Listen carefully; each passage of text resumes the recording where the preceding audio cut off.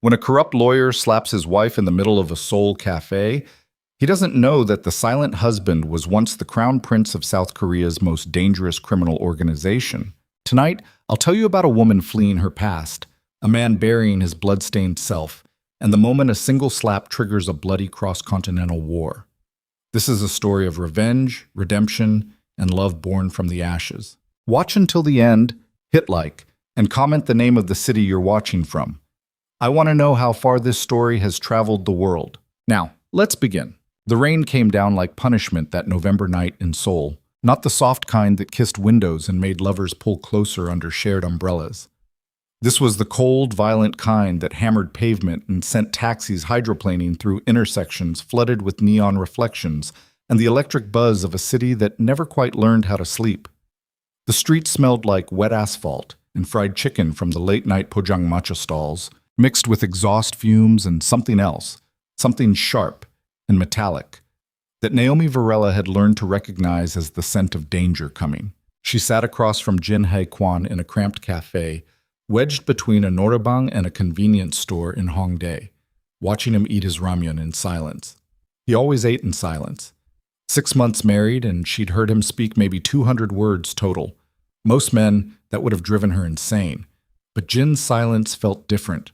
Comfortable, safe even, like he understood that some people needed quiet to survive. The cafe was the kind of place that served instant noodles at 2 in the morning to drunk college kids and insomniacs who couldn't face going home. Fluorescent lights buzzed overhead. K-pop played too loud from blown speakers. The Ajuma behind the counter chain-smoked while watching a drama on her phone, completely ignoring the half-dozen customers scattered across plastic tables that wobbled when you leaned on them. Naomi pushed rice around her plate with chopsticks she still couldn't hold properly after 18 months in Korea. Her hands were shaking, had been shaking all day. She'd learned to hide it, keep them in her lap, wrapped around hot coffee mugs, busy with meaningless tasks. But Jin noticed. He always noticed. "You didn't eat today," he said. His voice was quiet, almost flat, but there was something underneath it. Concern, maybe. Or just observation. Jin didn't waste energy on unnecessary emotion. "Not hungry," Naomi lied. "You said that yesterday." Still true. He set down his chopsticks and looked at her directly for the first time that evening. His face was the kind that didn't give anything away. Sharp jawline, dark eyes that absorbed light without reflecting it, a mouth that seemed physically incapable of smiling, handsome in a severe, unsettling way. The kind of face that made people cross the street without knowing why. "Something's wrong," he said. It wasn't a question. Naomi opened her mouth to deny it, but the cafe door swung open and all the air left her lungs at once. Adrian Vale walked in like he owned the place. Tall, immaculate in a charcoal suit that probably cost more than Jin's entire bookstore. Water beating off an umbrella he closed with a sharp snap. Salt and pepper hair slicked back, European features. That smile that had charmed judges and juries and corporate boards across 3 continents. The smile of a man who'd never lost anything that mattered. For a second, Naomi thought she was hallucinating. 18 months of paranoia and insomnia finally breaking her brain. But then Adrian's eyes found hers across the crowded cafe, and that smile widened. "No," she whispered. Jin's head turned slightly, following her gaze. His expression didn't change, but something in the air around him did. Like a frequency shift too subtle for most people to detect. Adrian walked straight toward their table, each step precise and unhurried. He had time. He always had time. Men like Adrian Vale existed in a different temporal dimension than the rest of humanity, one where consequences moved slowly and money could reverse gravity. Naomi's hand moved instinctively toward her bag, toward the small canister of pepper spray she'd carried religiously since Lagos, but her fingers felt numb, useless. "Naomi Okonkwo," Adrian said, stopping beside their table. His accent was British-educated, smooth as expensive whiskey. Or should I say Naomi Varela? I admit, the new identity threw us for a few months. Well done. Her throat closed.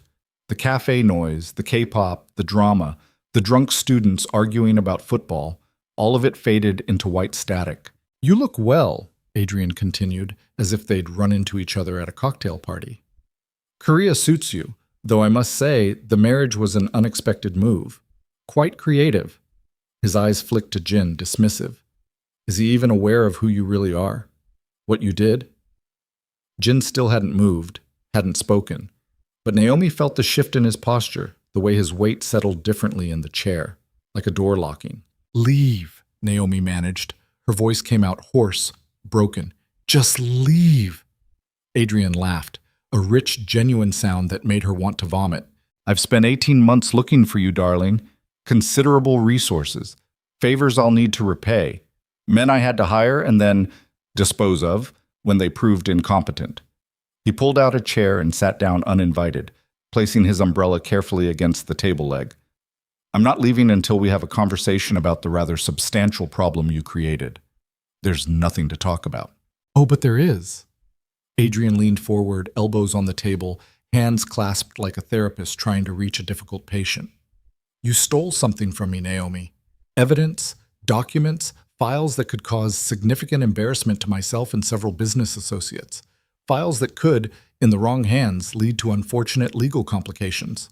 You stole from families, Naomi said, and her voice was stronger now, anger cutting through fear. Retirement funds, pensions.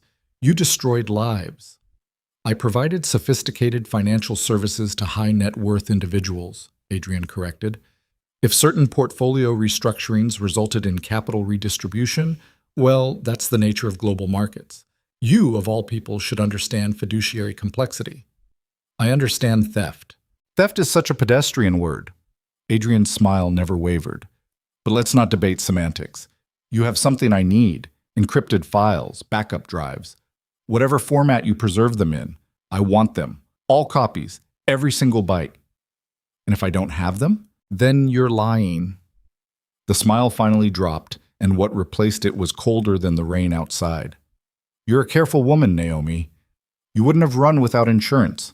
So let's dispense with the theater. Tell me where the evidence is, and this ends quietly. You can continue playing house with your silent bookseller. I'll disappear back to London. Everyone walks away. Naomi felt Jin's hand move under the table, settling gently on her knee. Not restraining, just present, solid, real. No, she said. Adrian sighed, the sound of a parent disappointed in a stubborn child. I'd hoped we could be civilized about this. He stood up slowly, buttoning his suit jacket with practiced ease. Then he reached across the table and slapped Naomi across the face. The crack of palm against cheek cut through the cafe noise like a gunshot. Everything stopped. The K-pop kept playing, but it felt distant now, underwater.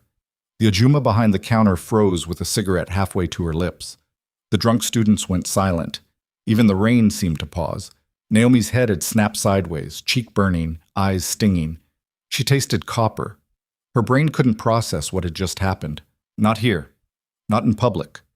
Not after 18 months of hiding and running and building this fragile, quiet life. Jin stood up. It wasn't fast. Wasn't dramatic. He simply rose from his chair with the same measured calm he used to shelve books or pour coffee. But the temperature in the cafe dropped 10 degrees.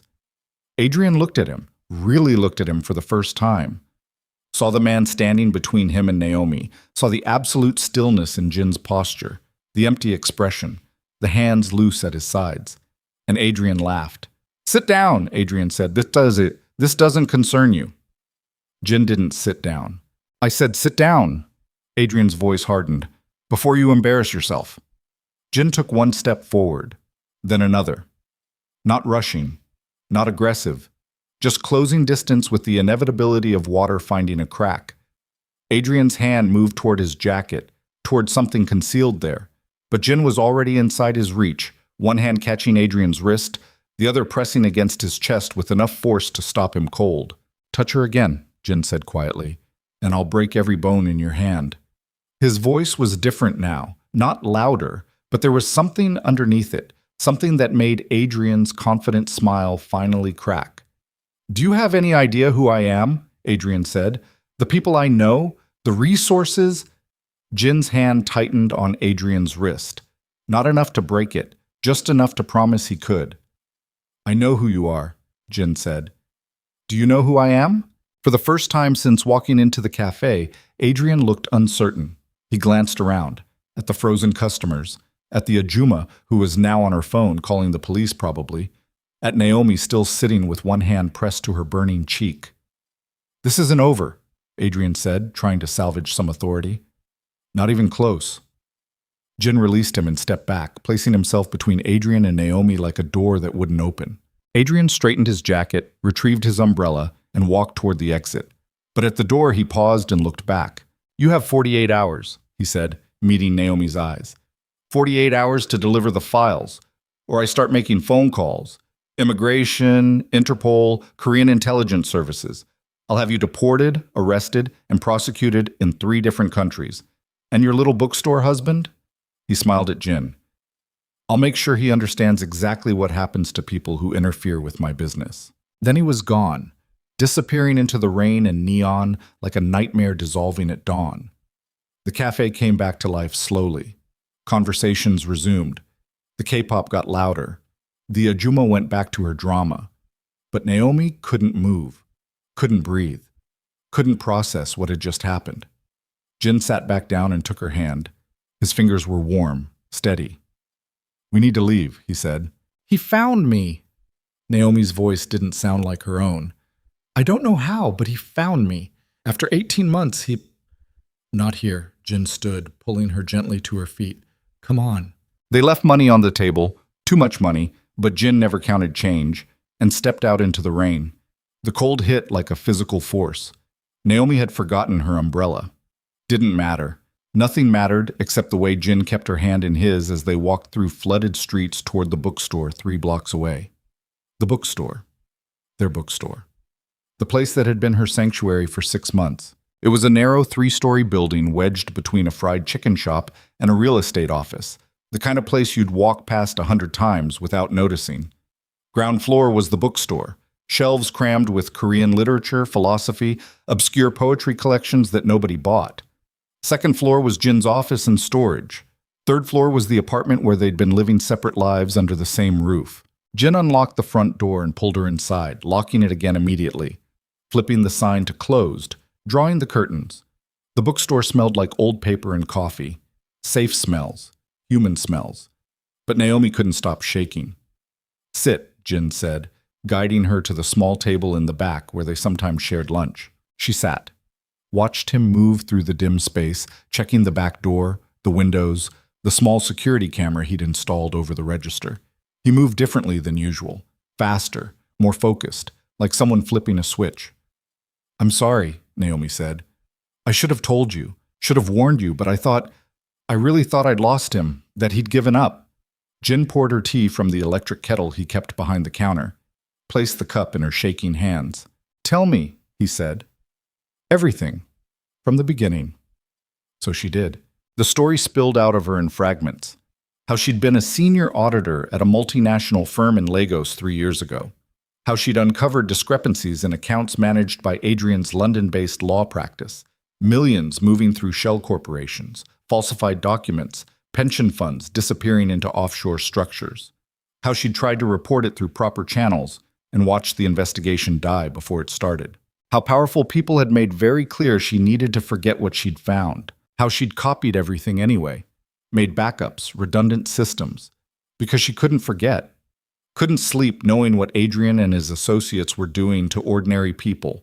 Retirees, families, workers who'd trusted their futures to investments that were being systematically looted.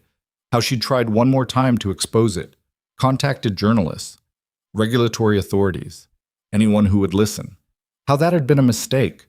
"They came after me," Naomi said, staring into her tea. "Not officially, not police or lawyers, just men. Men who made it clear that if I didn't disappear, I would disappear, permanently." She'd fled Lagos with nothing but a backpack and fake documents purchased through contacts she'd made during the investigation. Bounced through 3 African countries, then Turkey, then Thailand.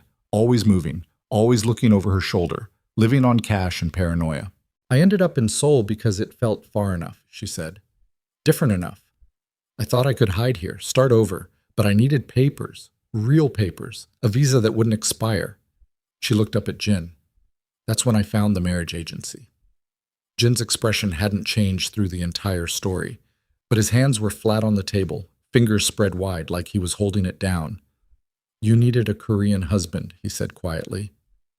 I needed... He didn't finish. Didn't need to. They'd never discussed the details of their arrangement.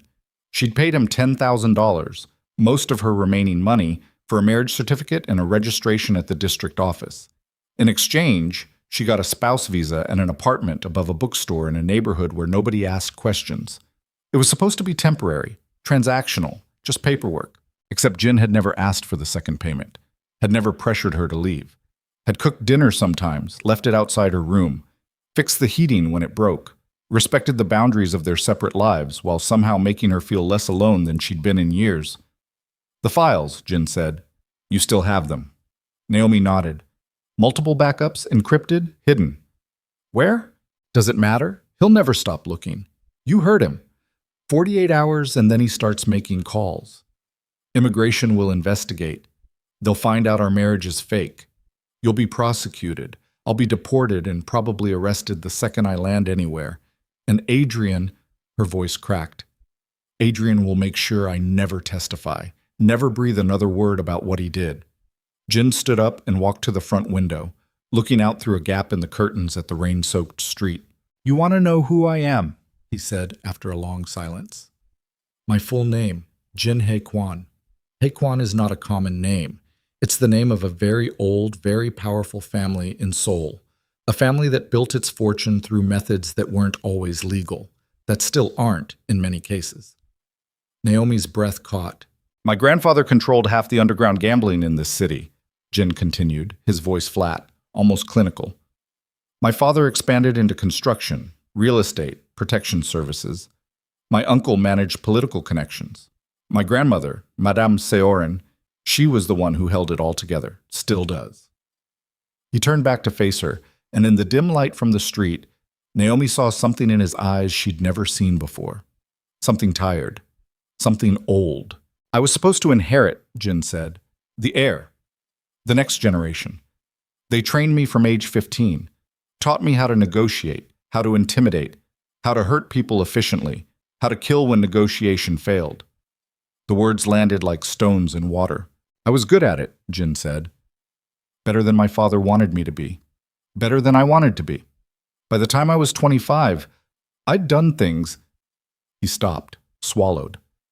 Things I can't take back, things that kept me awake every night. He moved back to the table and sat down across from her. 4 years ago, I walked away, told my family I was done, that I wanted out. My father cut me off completely. My uncle called me a coward. But my grandmother, she understood. She gave me money to buy this place, said if I wanted to pretend to be normal, she wouldn't stop me. But the protection wouldn't extend beyond these walls, beyond this neighborhood. If I ever needed the family, I'd have to ask, and asking would mean coming back. Naomi stared at him. 6 months. 6 months of living in the same building, sharing meals, existing in comfortable silence. And she'd never suspected, never even imagined. Why are you telling me this? She whispered. Because Adrian Vale just declared war on my wife, Jin said. Fake marriage or not, you're registered as a member of the Hae-kwan family. He attacked you. In public. In my city. His jaw tightened.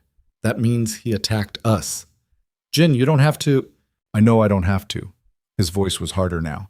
But I'm going to. Because 4 years ago I walked away thinking I could be someone different. Someone clean. Someone who didn't solve problems with violence. And maybe I can't. Maybe that's not who I am. But if I'm going to break my promise to myself, it's going to be for something that matters. He leaned forward. You exposed corruption. Protected people who couldn't protect themselves. Risked everything to do what was right. That's worth fighting for. You're worth fighting for. Naomi felt tears burning behind her eyes. He'll kill you. He has resources, money, connections across... So do I. Jin pulled out his phone. Old model, cracked screen. But his fingers moved across it with purpose. I made a promise 4 years ago never to call this number. But promises break. Jin... He held up one hand, phone to his ear. Someone answered on the second ring. Grandmother? Jin said in Korean. It's me. I need your help. The words were simple. The consequences wouldn't be. Naomi watched Jin speak in rapid, quiet Korean, explaining the situation in terms she couldn't follow. But she heard her name, heard Adrian Vale, heard the way Jin's voice changed when he described what had happened in the café. When he hung up, he looked at her with eyes that belonged to someone else. Someone older. Someone dangerous. She's mobilizing the family, Jin said. Lawyers, investigators, people who specialize in finding hidden things. We're going to build a case against Adrian that he can't bribe or threaten his way out of. We're going to expose every account, every shell company, every lie, and we're going to do it before his 48 hours expire. And if we can't? Jin's expression didn't change, but Naomi saw the answer in the set of his shoulders, the stillness in his hands. If they couldn't expose Adrian through legal channels, Jin would handle it the way he'd been trained to handle problems, permanently. Get some sleep, Jin said, standing. Tomorrow's going to be difficult. Naomi didn't move. Why are you doing this, really? We barely know each other. This marriage is just paper. You don't owe me. You're my wife. Jin said it simply, like it explained everything. Maybe it did. Paper or not, and you're under my protection now. Adrian Vale made a mistake walking into that cafe. He made a bigger mistake putting his hands on you. He started toward the stairs, then paused. One more thing, he said without turning around. I need to know. The evidence you have on Adrian, how complete is it? Complete enough to destroy him, Naomi said, if it reaches the right people, if it can't be suppressed or buried like last time. Jin nodded slowly. Then we make sure it reaches them, all of them, simultaneously. So many places he can't stop it all. That's going to take coordination, planning, international cooperation. Yes. Jin looked back at her, and for the first time since she'd known him, he almost smiled. It's a good thing my family specializes in complicated operations. He disappeared up the stairs, leaving Naomi alone in the dim bookstore, surrounded by poetry collections and the smell of old paper. Outside, the rain hammered Seoul like it was trying to wash away every sin the city had ever committed. Naomi touched her cheek where Adrian had struck her. It still burned, still throbbed, but underneath the pain was something else, something she hadn't felt in 18 months of running and hiding. Anger. Pure, clear, burning anger. Adrian thought he'd won, thought he could intimidate her into surrender, thought the quiet bookseller she'd married was nobody. Nothing. He was wrong on every count. Naomi stood and walked to the window, watching the neon-lit streets blur through rain and glass. Somewhere out there, Adrian Vale was sitting in an expensive hotel, drinking expensive whiskey, confident that he'd regained control of the situation. Somewhere else, Jin's family was waking up old networks, making calls, preparing for war. And Naomi was done running, was done. She pulled out her phone and opened the encrypted app she'd built herself in Lagos. Layers of security, passwords within passwords, files fragmented and scattered across hidden cloud servers in 6 different countries. The evidence was all there. Bank records, emails, wire transfers, testimony, proof of systematic fraud spanning 15 years. Enough to put Adrian and 24 associates in prison for the rest of their lives. She'd been carrying it like a weight around her neck, too afraid to use it, too stubborn to destroy it. Now it would be a weapon. Her phone buzzed. Unknown number. She almost didn't answer, but something made her tap the screen. Ms. Varela. The voice was female, elderly, speaking English with a heavy Korean accent. My grandson tells me you need assistance. Naomi's breath caught. Madame Seoran. I dislike talking on phones. Come to my house tomorrow, 10 in the morning. Jin will bring you. We will have tea, and you will tell me everything about the man who struck you in a public cafe. There was something sharp in that last sentence, something personally offended. And then we will discuss how the Haekwon family deals with men who disrespect women under our protection. The line went dead. Naomi stared at her phone, heart hammering. She'd just been summoned by the matriarch of a criminal dynasty, the woman who'd built an empire through violence and influence, the grandmother who'd raised Jin to be something he was still trying to escape. Upstairs, she heard footsteps. Jin moving through the apartment, checking locks, preparing defenses, protecting her. Naomi thought about the way he'd stood between her and Adrian, the absolute calm in his voice when he'd promised to break bones, the speed at which he'd called his family, the family he'd spent 4 years avoiding, the second she was threatened. Their marriage was supposed to be fake, convenient, transactional. But standing in that bookstore at 2 in the morning, listening to rain hammer the roof, Naomi realized something had changed. When Adrian walked through that cafe door, he'd kicked over a stone that had been holding back something dark and patient and very, very dangerous. And now that stone was gone. Jin appeared at the top of the stairs, silhouetted against the dim light from the apartment. "Are you coming up?" he asked. Naomi nodded and started climbing. She didn't know what tomorrow would bring. Didn't know if they could really expose Adrian before his deadline expired. Didn't know if Jin's family could be trusted or if they'd demand a price she couldn't pay. But she knew one thing with absolute certainty. Adrian Vale had just made the worst mistake of his life. He thought he was hunting a frightened woman with nowhere left to run. Instead, he'd walked into the territory of Seoul's most dangerous family and declared war on their blood. And blood, even blood connected only by paper and desperation, was something the Haekwon family took very, very seriously. Naomi reached the top of the stairs. Jin was holding the door open, waiting. "Tomorrow," he said quietly, "we fight back." She walked past him into the apartment, and for the first time in 18 months, Naomi Varela stopped running. Naomi didn't sleep. She lay on the narrow bed in her room on the third floor, staring at the ceiling while rain drummed against the window like fingers tapping impatiently. Every time she closed her eyes, she saw Adrian's face. That smile, that confidence, the casual way he'd slapped her like she was nothing. Around 4 a.m, she heard Jin moving downstairs. Footsteps crossing the bookstore floor. The scrape of furniture being repositioned. He was securing the space, checking sightlines, doing things she didn't have names for but understood instinctively, preparing for siege. She got up, pulled on jeans and a sweater, and went down to find him. The bookstore looked different in the pre-dawn darkness. Jin had moved 2 heavy bookshelves to flank the front entrance, creating a narrow corridor anyone entering would have to navigate. He'd angled the security camera to cover the back door. The curtains were drawn tight, but he'd left gaps at specific points, places where he could see out without being seen. He was sitting at the small table in the back, laptop open, face illuminated by the blue screen glow. When Naomi appeared on the stairs, he looked up but didn't seem surprised. "Couldn't sleep either," she said. "No." She sat across from him and saw what he was looking at. Security camera footage from the café. He'd somehow obtained it, probably through family connections, and was watching the moment Adrian walked through the door on an endless loop. "What are you looking for?" Naomi asked. "How many people he brought?" Jin paused the footage, zoomed in on a figure standing outside the cafe window. Man in his 30s, athletic build, hands in jacket pockets. "That's a spotter, watching the street, probably armed." He scrolled forward, found another angle. 2 more here, covering the side exit. Adrian didn't come alone.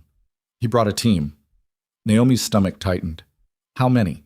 "At least 5 that I can see." Jin closed the laptop. "Professional setup, military spacing. These aren't lawyers or accountants." "He always had security," Naomi said. "Private contractors, ex-military, men who don't ask questions." "They'll be back." Jin's voice was flat. "Adrian gave you 48 hours, but he won't wait that long. He'll send someone tonight, tomorrow at the latest, to pressure you or take you. Then we leave. Go somewhere." "Where?" Jin looked at her directly. "He found you in Seoul after 18 months. He has resources, connections, surveillance networks. Running only works until it doesn't." Naomi wrapped her arms around herself. The bookstore felt colder than it should. "So what do we do?" "We make him afraid of us." The words hung in the air like a threat. Before Naomi could respond, Jin's phone buzzed. He glanced at the screen, frowned, then answered without greeting. The conversation was in rapid Korean. Naomi caught a few words. "Grandmother, meeting, now." Jin's expression didn't change, but his knuckles went white where he gripped the phone. He hung up and stood. "She wants to see us. Not in 6 hours. Now." "It's 4 a.m. Madame Sioran doesn't sleep much." Jin grabbed his jacket from the back of a chair. "And she doesn't wait." They took Jin's car, an old Hyundai sedan with a dented bumper and cloth seats worn smooth by age. Naomi had always assumed he couldn't afford better, but now she understood. It was camouflage. The heir to a crime family driving an anonymous car through anonymous streets. The rain had softened to a drizzle, but the roads were still slick and empty. Jin drove in silence, jaw tight, hands steady on the wheel. They headed north through Hongdae, past shuttered clubs and sleeping storefronts, then onto the highway toward Gangnam. Naomi watched the city blur past. "Are you scared of her? Your grandmother?" Jin was quiet for a long moment. "Scared isn't the right word. Respectful. Careful. She's the only person my father ever listened to. The only person who could end a gang war with a phone call. When I was 15, I watched her negotiate a territorial dispute between 3 families. She sat in a room with 9 men who'd killed dozens of people between them, and by the end of the meeting, they were apologizing to her. What did she do? She reminded them who they'd been before they had power, what they'd sacrificed to get it, who they'd buried." Jin turned onto an exit ramp. "She understands violence, respects it, but she also understands that violence without purpose is just chaos, and chaos is bad for business." They drove deeper into Gangnam, past the high-rises and luxury hotels, then turned into a neighborhood of traditional Hanok houses behind high walls. Old money, the kind that didn't advertise itself. Jin stopped in front of a gate flanked by stone pillars. He rolled down his window and spoke into an intercom. The gate swung open silently. The driveway curved through a manicured garden. Even in the rain, Naomi could see the careful arrangement of stones and trees and water features designed to project power through understatement. The house itself was a sprawling hanok with a tiled roof and wooden beams, beautiful in a way that felt ancient and immovable. A woman waited under the covered entrance. Elderly, dressed in a traditional hanbok despite the hour, hair pulled back in a tight bun. She looked at Jin with an expression that might have been affection or disappointment. Hard to tell. "Harabeoji would be ashamed," she said in English, for Naomi's benefit. 4 years? No visits? No calls? You break your grandmother's heart." Jin bowed slightly. "I'm sorry, Helmione. Sorry doesn't cook rice." But her eyes softened. "Come inside, both of you, before you catch pneumonia." The interior was exactly what Naomi expected.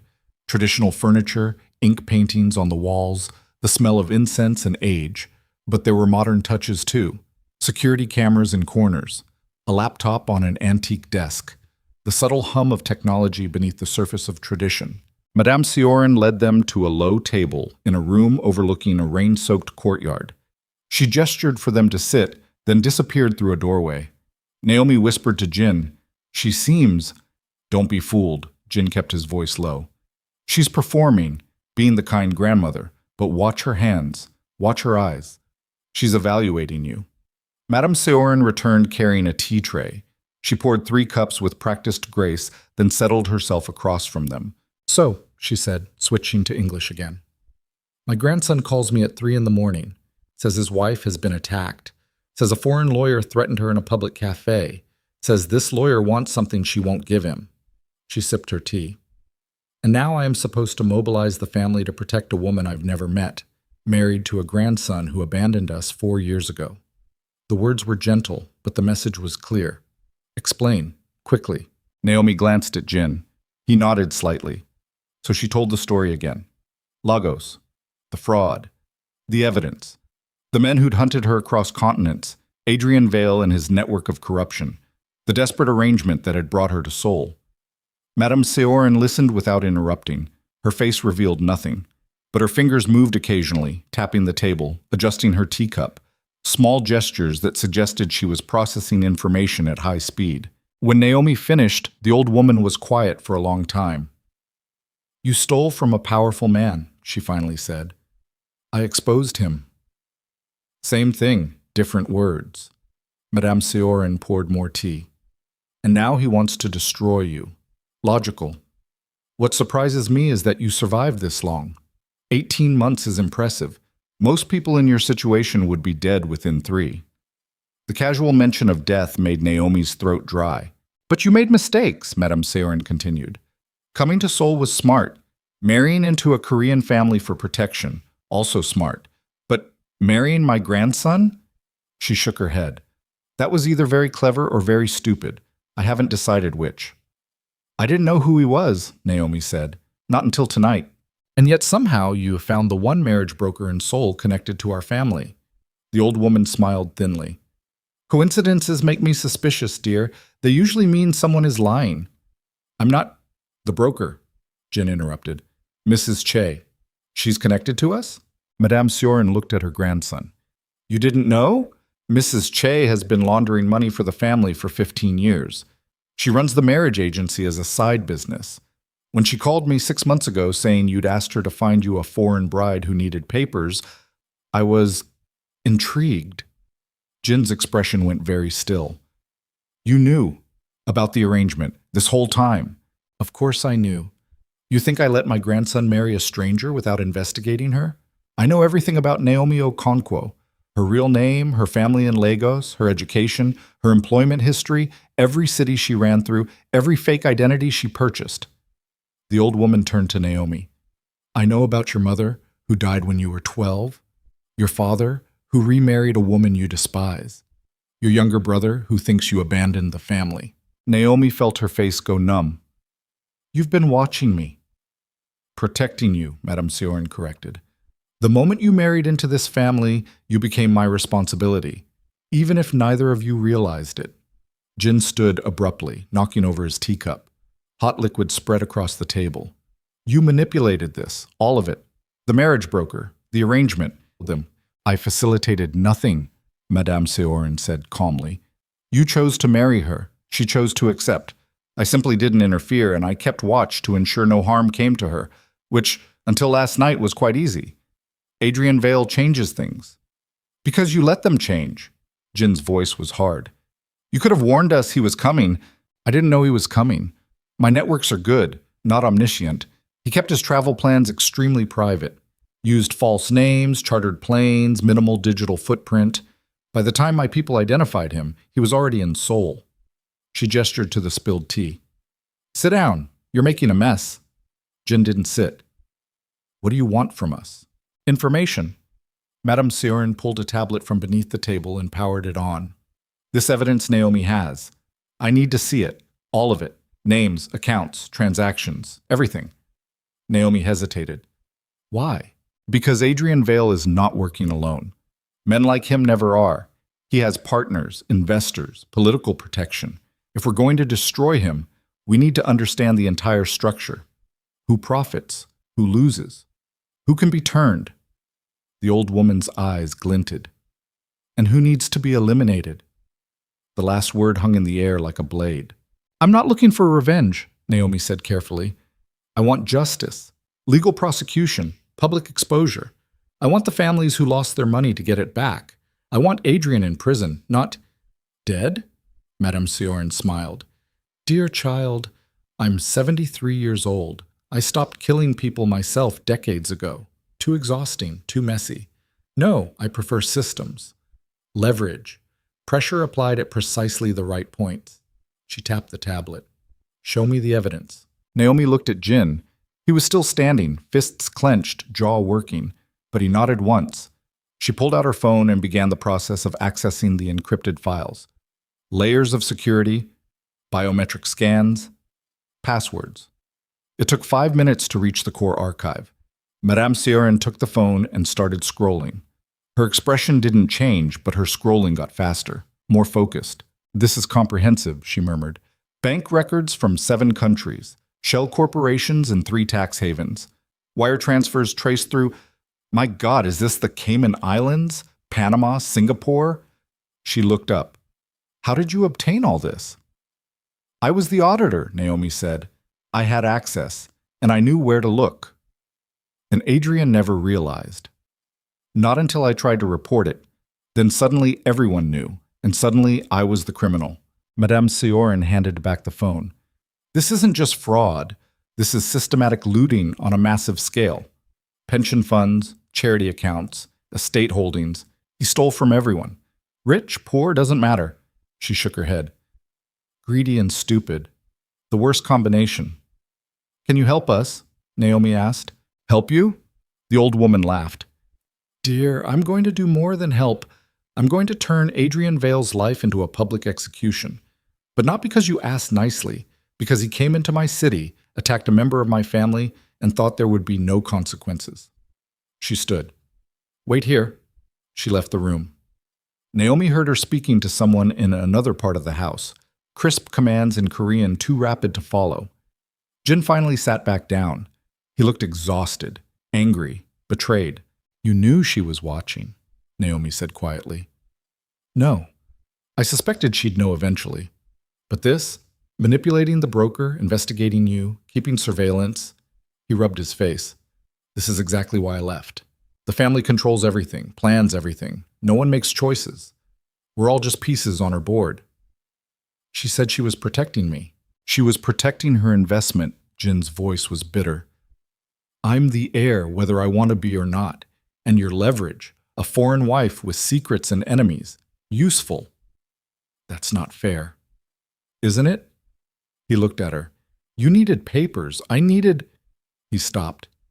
What did I need, Naomi? Why did I agree to marry you? $10,000. I have money. Family money I never touch, but it exists. So why did I say yes to a complete stranger? Naomi didn't have an answer. She'd never asked. It had seemed like a transaction, both parties getting something necessary. But now she wondered if Madame Seoul had somehow engineered that too. Planted the idea. Made it seem like Jin's choice. Madame Seoul returned with a man in his 40s, compact build, wireframe glasses, the kind of face you'd forget 5 seconds after seeing it. He carried a laptop and portable hard drive. This is Park, Madame Seoul said. He manages our digital security.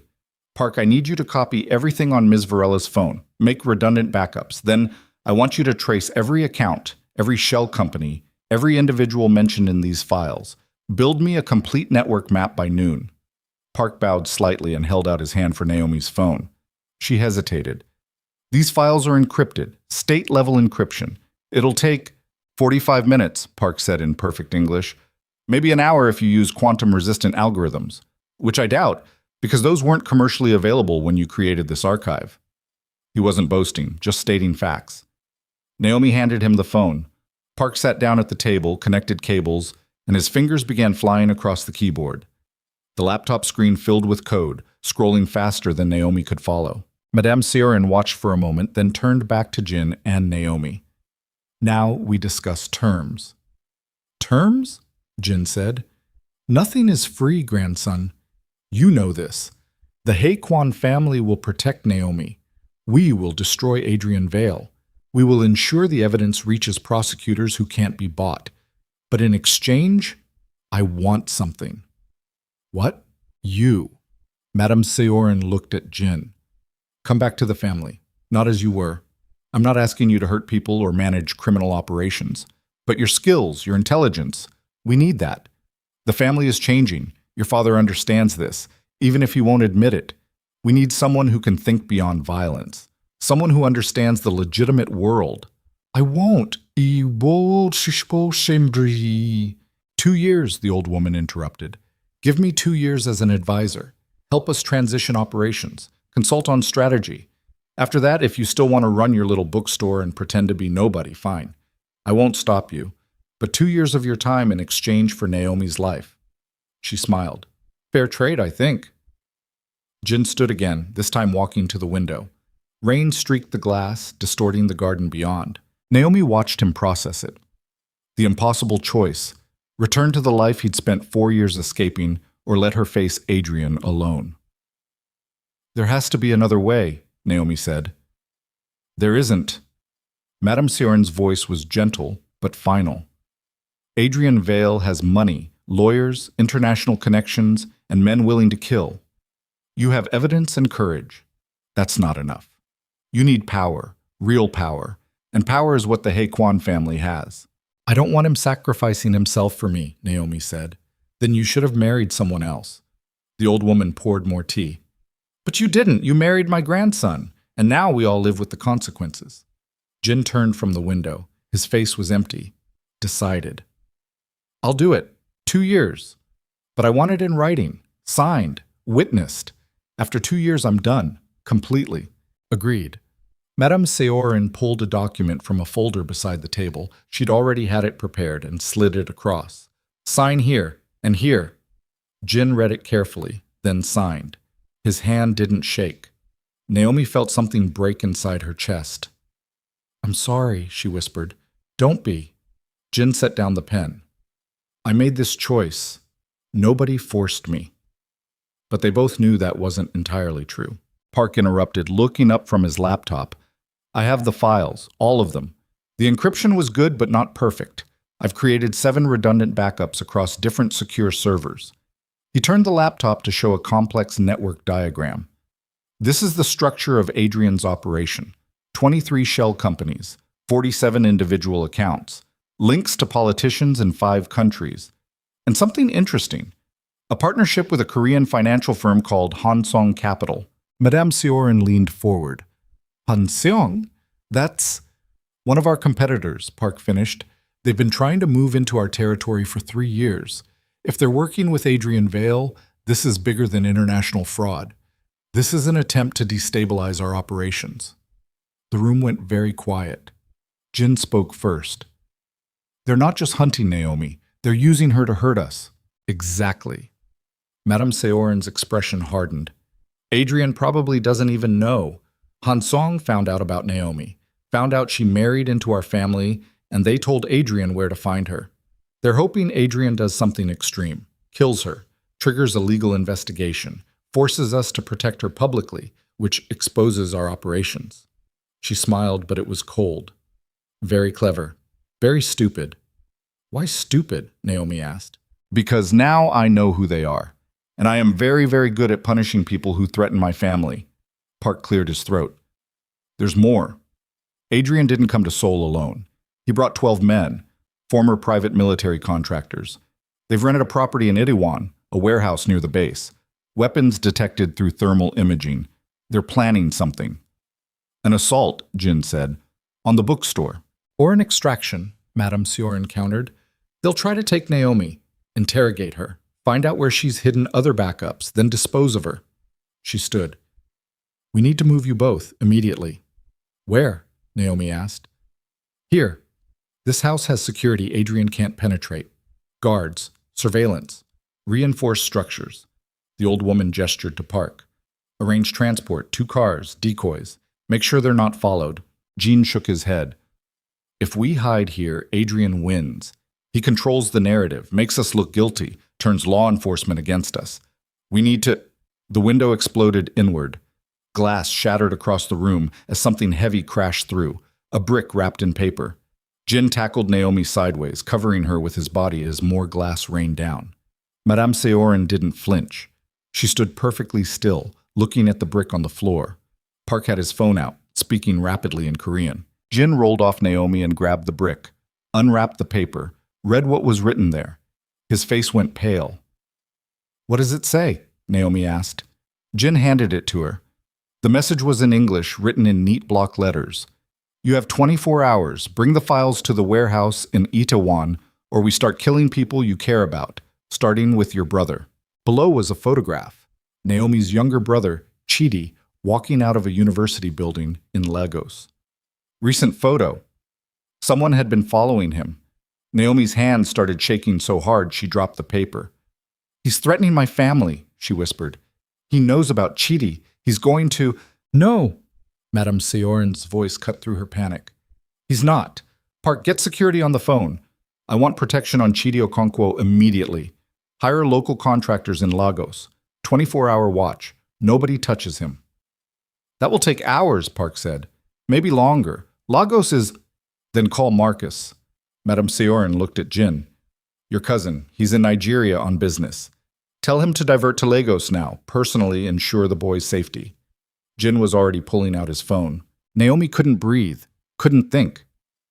Adrian had found Chidi, her baby brother who'd just started university, who had nothing to do with any of this, who didn't even know where Naomi was. This is my fault, she said. I brought this on him, on all of you. I should just... Don't. Jin grabbed her shoulders. Don't even think about surrendering. That's what Adrian wants. You panic, make mistakes, walk into his trap. But Chidi will be protected. Jin's grip tightened. I promise. We don't abandon family. Not ever. Madame Seorin was speaking rapidly to someone on her phone, issuing commands in Korean.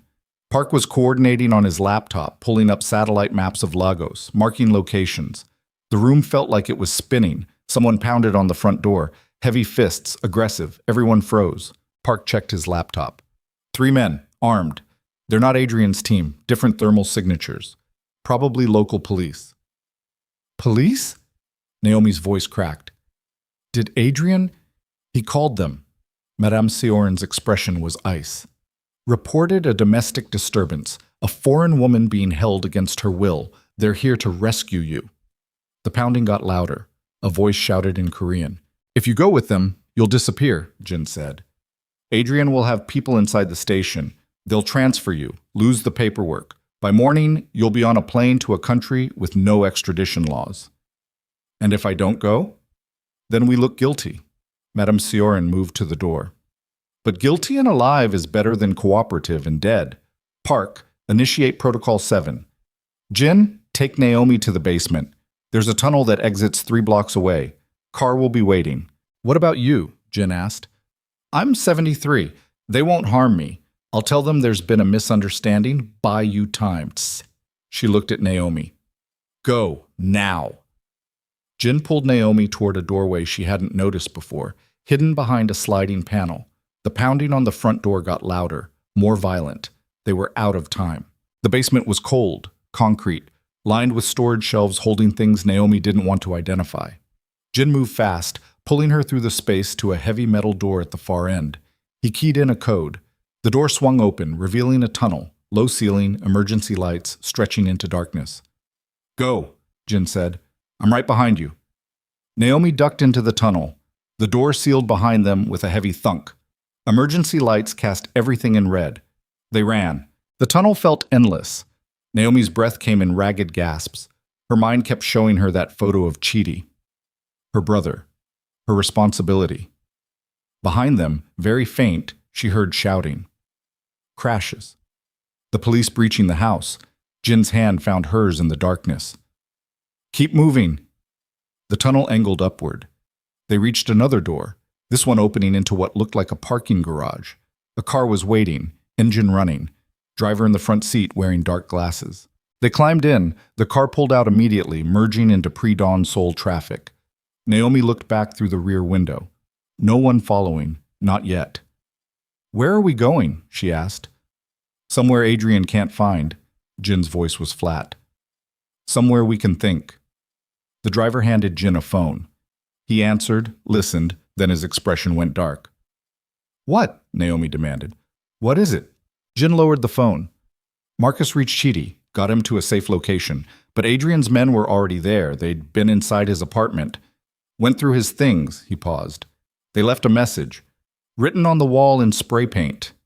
What did it say? Tell your sister time's up. Naomi felt her entire body go numb. Adrian wasn't playing games anymore, wasn't making threats.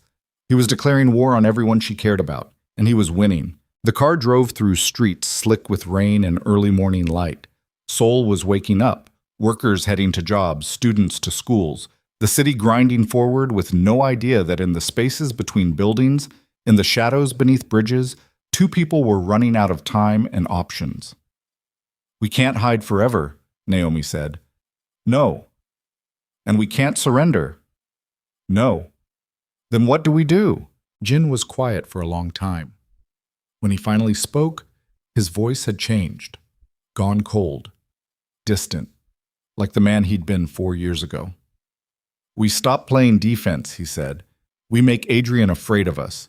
We hit him first, hard enough that he understands he made a mistake coming here. How? Jin looked at her, and Naomi saw something in his eyes that made her breath catch, something old and dark and extremely dangerous. We use the one advantage he doesn't know we have, Jin said. What's that? He thinks I'm nobody, a quiet bookseller who won't fight back. He has no idea who I used to be, what I'm capable of. Jin's jaw tightened. So we show him. The car turned down a narrow street, pulled into an underground garage beneath a building Naomi didn't recognize. The driver stopped and got out without a word. Jin opened his door, then paused. Last chance to walk away. I can get you out of Korea. New identity. Money. Madame Sioran has connections everywhere. You could disappear. Really disappear this time. Naomi thought about Chidi, about the families who'd lost their savings to Adrian's schemes, about 18 months of running and hiding and living in fear. No, she said. I'm done running. Jin nodded slowly. Then we do this my way. And my way is going to be violent, illegal, probably unforgivable. Are you okay with that? Naomi met his eyes. Will it stop Adrian? Yes. Then I'm okay with it. They got out of the car and walked toward an elevator at the back of the garage. But before they reached it, Jin stopped. One more thing, he said. When this is over, if we survive, you need to know something. What? I didn't marry you for the money. His voice was quiet, raw. I married you because when I met you in that cafe with the broker, I saw someone who looked like I felt, lost, trying to be someone else, running from a past that wouldn't let go. He looked away. I thought maybe if I helped you, it would help me too. Make me feel like less of a coward for walking away from the family. Naomi's throat tightened. You're not a coward. I was, but I'm done being that person. Jin pressed the elevator button. Adrian Vale picked the wrong woman to hunt, and he definitely picked the wrong husband to threaten. The elevator doors opened. They stepped inside, and as the doors closed, Naomi realized they'd crossed a line. There was no going back now, no more hiding in bookstores, no more pretending the past wouldn't catch them. Adrian had declared war, and now they were going to finish it. The elevator descended deeper into the building, taking them toward whatever came next. Toward violence. Toward choices neither of them could take back. Toward the point where everything would either end or explode.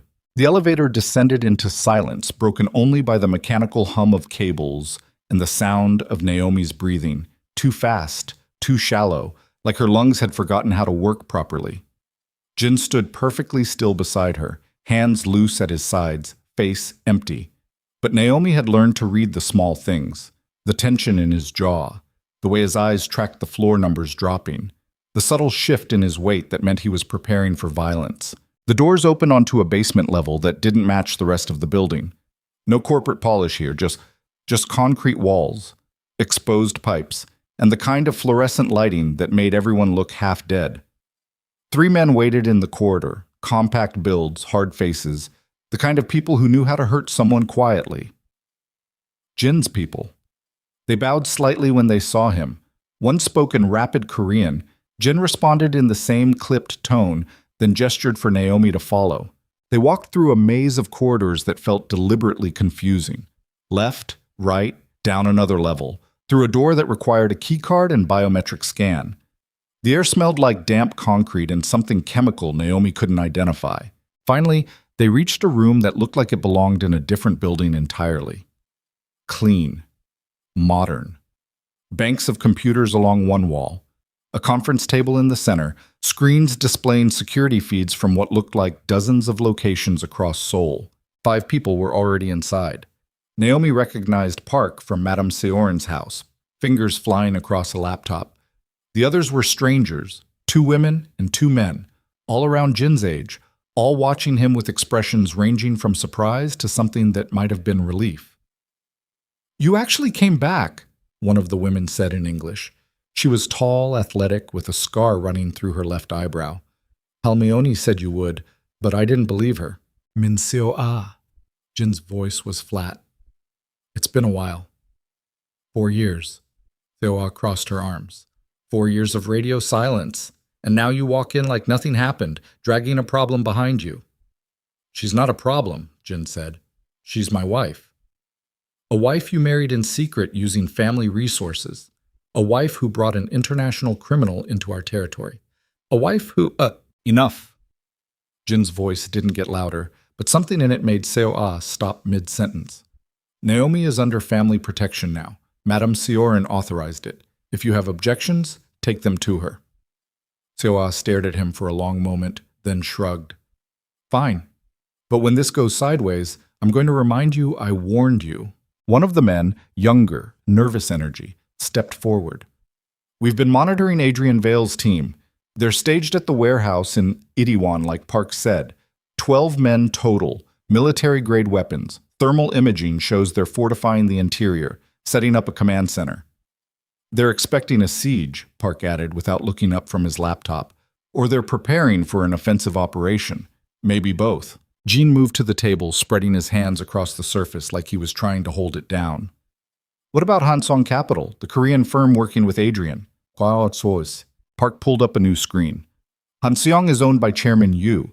He's been trying to expand into Gangnam for years, but our family controls most of the real estate and legitimate businesses. He can't move in without provoking a war. But if he can destabilize us, make us look weak, compromise our political connections, he might create an opening. So Adrian is what? A weapon? Naomi asked. Han Seong points him at us and watches what happens? Exactly. Seoa sat on the edge of the table. Adrian wants his evidence back. Chairman Yu wants us distracted and vulnerable. It's a partnership of convenience. Adrian probably doesn't even know he's being used. Or he does and doesn't care, Jin said. As long as he gets what he wants. The room went quiet. On the security screen, Seoul continued its morning routine. Traffic building, pedestrians hurrying through drizzle, the city grinding forward. Somewhere in that grid of streets and buildings, Adrian was planning his next move.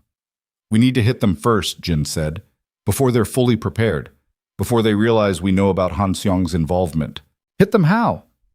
The nervous young man looked genuinely worried. They're fortified, armed. If we assault that warehouse, people will die. Police will respond. It'll be a bloodbath. Not an assault. Jin straightened. A raid, fast, surgical. We extract intelligence, documents, laptops, phones, anything that connects Adrian to Hansong. Then we leak it all simultaneously. Korean media, international press, financial regulators, make it impossible to bury. And Adrian? Seoa asked. Jin's expression didn't change. If he resists, we handle it. The words hung there. Handle it. Clean euphemism for something very ugly. Naomi felt her stomach turn. We're not killing him. Everyone looked at her. I mean it, she continued. I want Adrian in prison. I want public trials. I want victims to testify and justice to mean something. I didn't run for 18 months just to become the thing I was running from. Noble, Seoa said. Stupid, but noble. It's not stupid, Naomi shot back. It's the difference between doing what's right and doing what's easy. Easy? Seoa laughed. You think killing Adrian Vale would be easy? He's protected by private military contractors, international law firms, and probably half the politicians in 3 countries. If anything, keeping him alive is the easy option. Less risk, less exposure. Then why does everyone in this room look like they're planning a funeral? Silence. Park finally spoke, his voice quiet. Because raids go wrong, plans fail. And when they do, people improvise. And improvisation in situations like this usually means someone dies. Not Adrian, Naomi insisted. No matter what happens, he lives. He goes to trial. That's non-negotiable. Jin turned to her. You understand what you're asking? Adrian will fight. His men will fight. If we're not willing to use lethal force, we're putting ourselves at a disadvantage. Then we're at a disadvantage. Naomi met his eyes. I won't let you become a killer because of me. I won't let any of you. Something shifted in Jin's expression. Not agreement, not surrender. Something else. Respect, maybe? Or recognition that the woman in front of him wouldn't bend. Fine, he said. Non-lethal where possible. But if someone's life is in immediate danger, family, civilians, anyone, then rules change. Agreed? Naomi hesitated, then nodded. Agreed. Seoa pushed off the table. When do we move? Tonight, Jin said. Late, after midnight. They'll be tired. Attention spans drop. We hit them fast, extract what we need, and disappear before they can organize a response. Park was already typing. I'll need 4 hours to map their security systems, cameras, motion sensors, communication protocols. We need to know exactly what we're walking into. Do it. Jin looked around the room. Everyone else, prepare equipment, medical supplies, extraction vehicles. Assume everything goes wrong and plan accordingly. The group dispersed, moving with practiced efficiency. Naomi realized she was watching professionals, people who'd done this before, many times. Jin guided her to a smaller room off the main space, a simple setup with a cot, table, and bathroom. Rest if you can. This might be your last chance for a while. I can't sleep. Then eat, shower, check on your brother. He handed her a secure phone. Direct line to Marcus in Lagos. He'll update you on Chidi's status. Naomi took the phone, fingers numb. Why are you doing this? I told you, watch. No, really. Why? She searched his face. You spent 4 years building a life away from this, away from violence and crime and everything you hated about your family. And now you're walking back into it, for me. A stranger you married on paper. Jin was quiet for a long time. When he spoke, his voice was softer than she'd ever heard it. Because you remind me that there are things worth fighting for. Real things. Not territory or money or family honor. Justice. Truth. Protecting people who can't protect themselves. He looked away. I thought I walked away from this life because I was weak. Because I couldn't handle the violence. But maybe I walked away because I needed to find something worth coming back for. Before Naomi could respond, he left, closing the door quietly behind him. She stood alone in the small room, heart hammering, mind racing. Then she dialed Marcus. He answered on the first ring. Ms. Varela, your brother is safe. We have him in a secure location. He's confused and angry, but unharmed. Can I talk to him? Not recommended. He doesn't know where you are or why he's being protected. If he hears your voice, he'll ask questions. Questions that could compromise operational security if he's captured or interrogated. Naomi closed her eyes. Tell him I'm sorry. Tell him this will be over soon. I'll tell him you love him, Marcus said. That's what he needs to hear. The line went dead. Naomi set down the phone and sat on the cot. Her hands were shaking again. She pressed them together, trying to force stillness, but it didn't work. 24 hours ago, she'd been eating ramyeon in a late-night café, pretending her life was normal. Now she was in an underground bunker, planning a raid on a fortified warehouse, surrounded by criminals preparing for violence. And the worst part? She'd dragged Jin into it, pulled him back into the life he'd fought so hard to escape. She thought about his face in Madame Seoran's house, the way he'd signed that contract without hesitation, 2 years of his life, traded for hers. The door opened. Seoa entered without knocking, carrying a tray with rice, soup, and banchan. She set it on the table. Eat, she said. You're going to need energy. I'm not hungry. I don't care. Eat anyway. Seoa sat across from her. We need to talk. About? Jin? Seoa's expression was hard. He's my cousin. We grew up together, trained together. I watched him turn into someone I didn't recognize, someone who hurt people efficiently and felt nothing, and then I watched him break when he finally felt too much. She leaned forward. He left because he couldn't live with what he'd become, and you brought him back. I didn't ask him to, but... Doesn't matter. He's here now. And once this starts, once he steps back into that role, there's no guarantee he'll be able to walk away again. Seoa's voice dropped. So I need to know, are you worth it? Naomi felt anger flash through her exhaustion. You don't get to judge. I absolutely get to judge. He's my family. You're a stranger with a target on your back.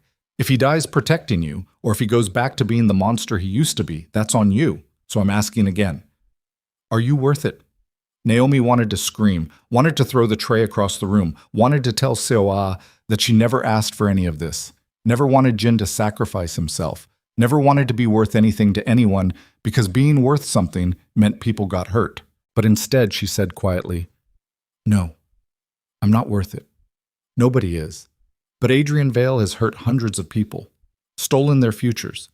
And if I don't stop him, he'll keep doing it. So maybe the question isn't whether I'm worth protecting. Maybe it's whether stopping him is worth the cost. Seoa studied her for a long moment. Then something in her expression softened. Not much, but enough. Eat, she said, again standing. And for what it's worth, Jin thinks you're worth it. That's enough for me. She left. Naomi forced herself to eat.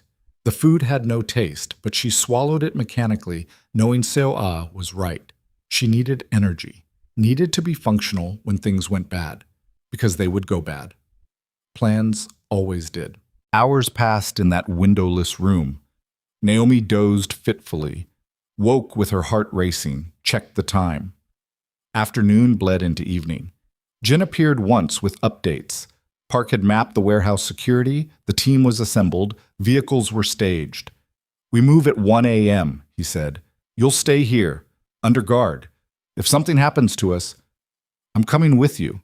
Jin stared at her. Absolutely not. It's my evidence, my fight. I'm not hiding in a basement while you risk your life. You're not trained.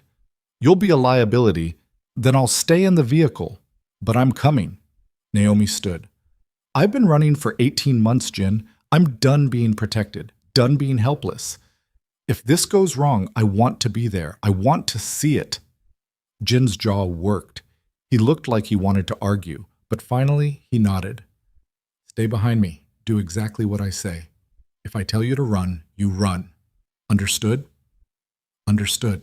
At midnight, they assembled in the garage. 8 people total, including Jin and Naomi. Everyone wore dark clothing, tactical gear stripped of any identifying markers. Seoul distributed communication earpieces.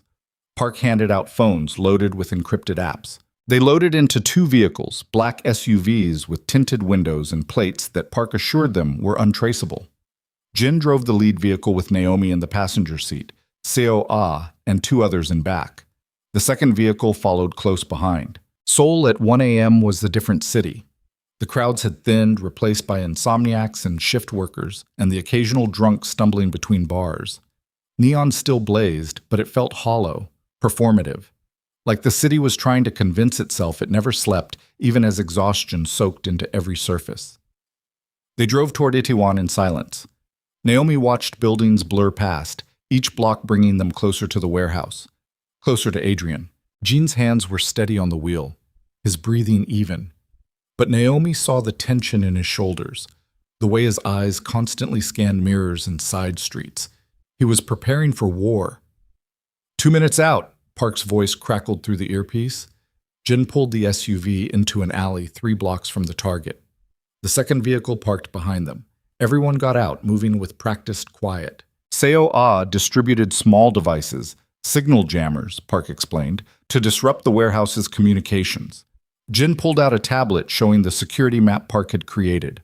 4 guards outside, he said quietly. 2 at the main entrance, 1 at the loading dock, 1 on the roof. Inside, 8 more plus Adrian.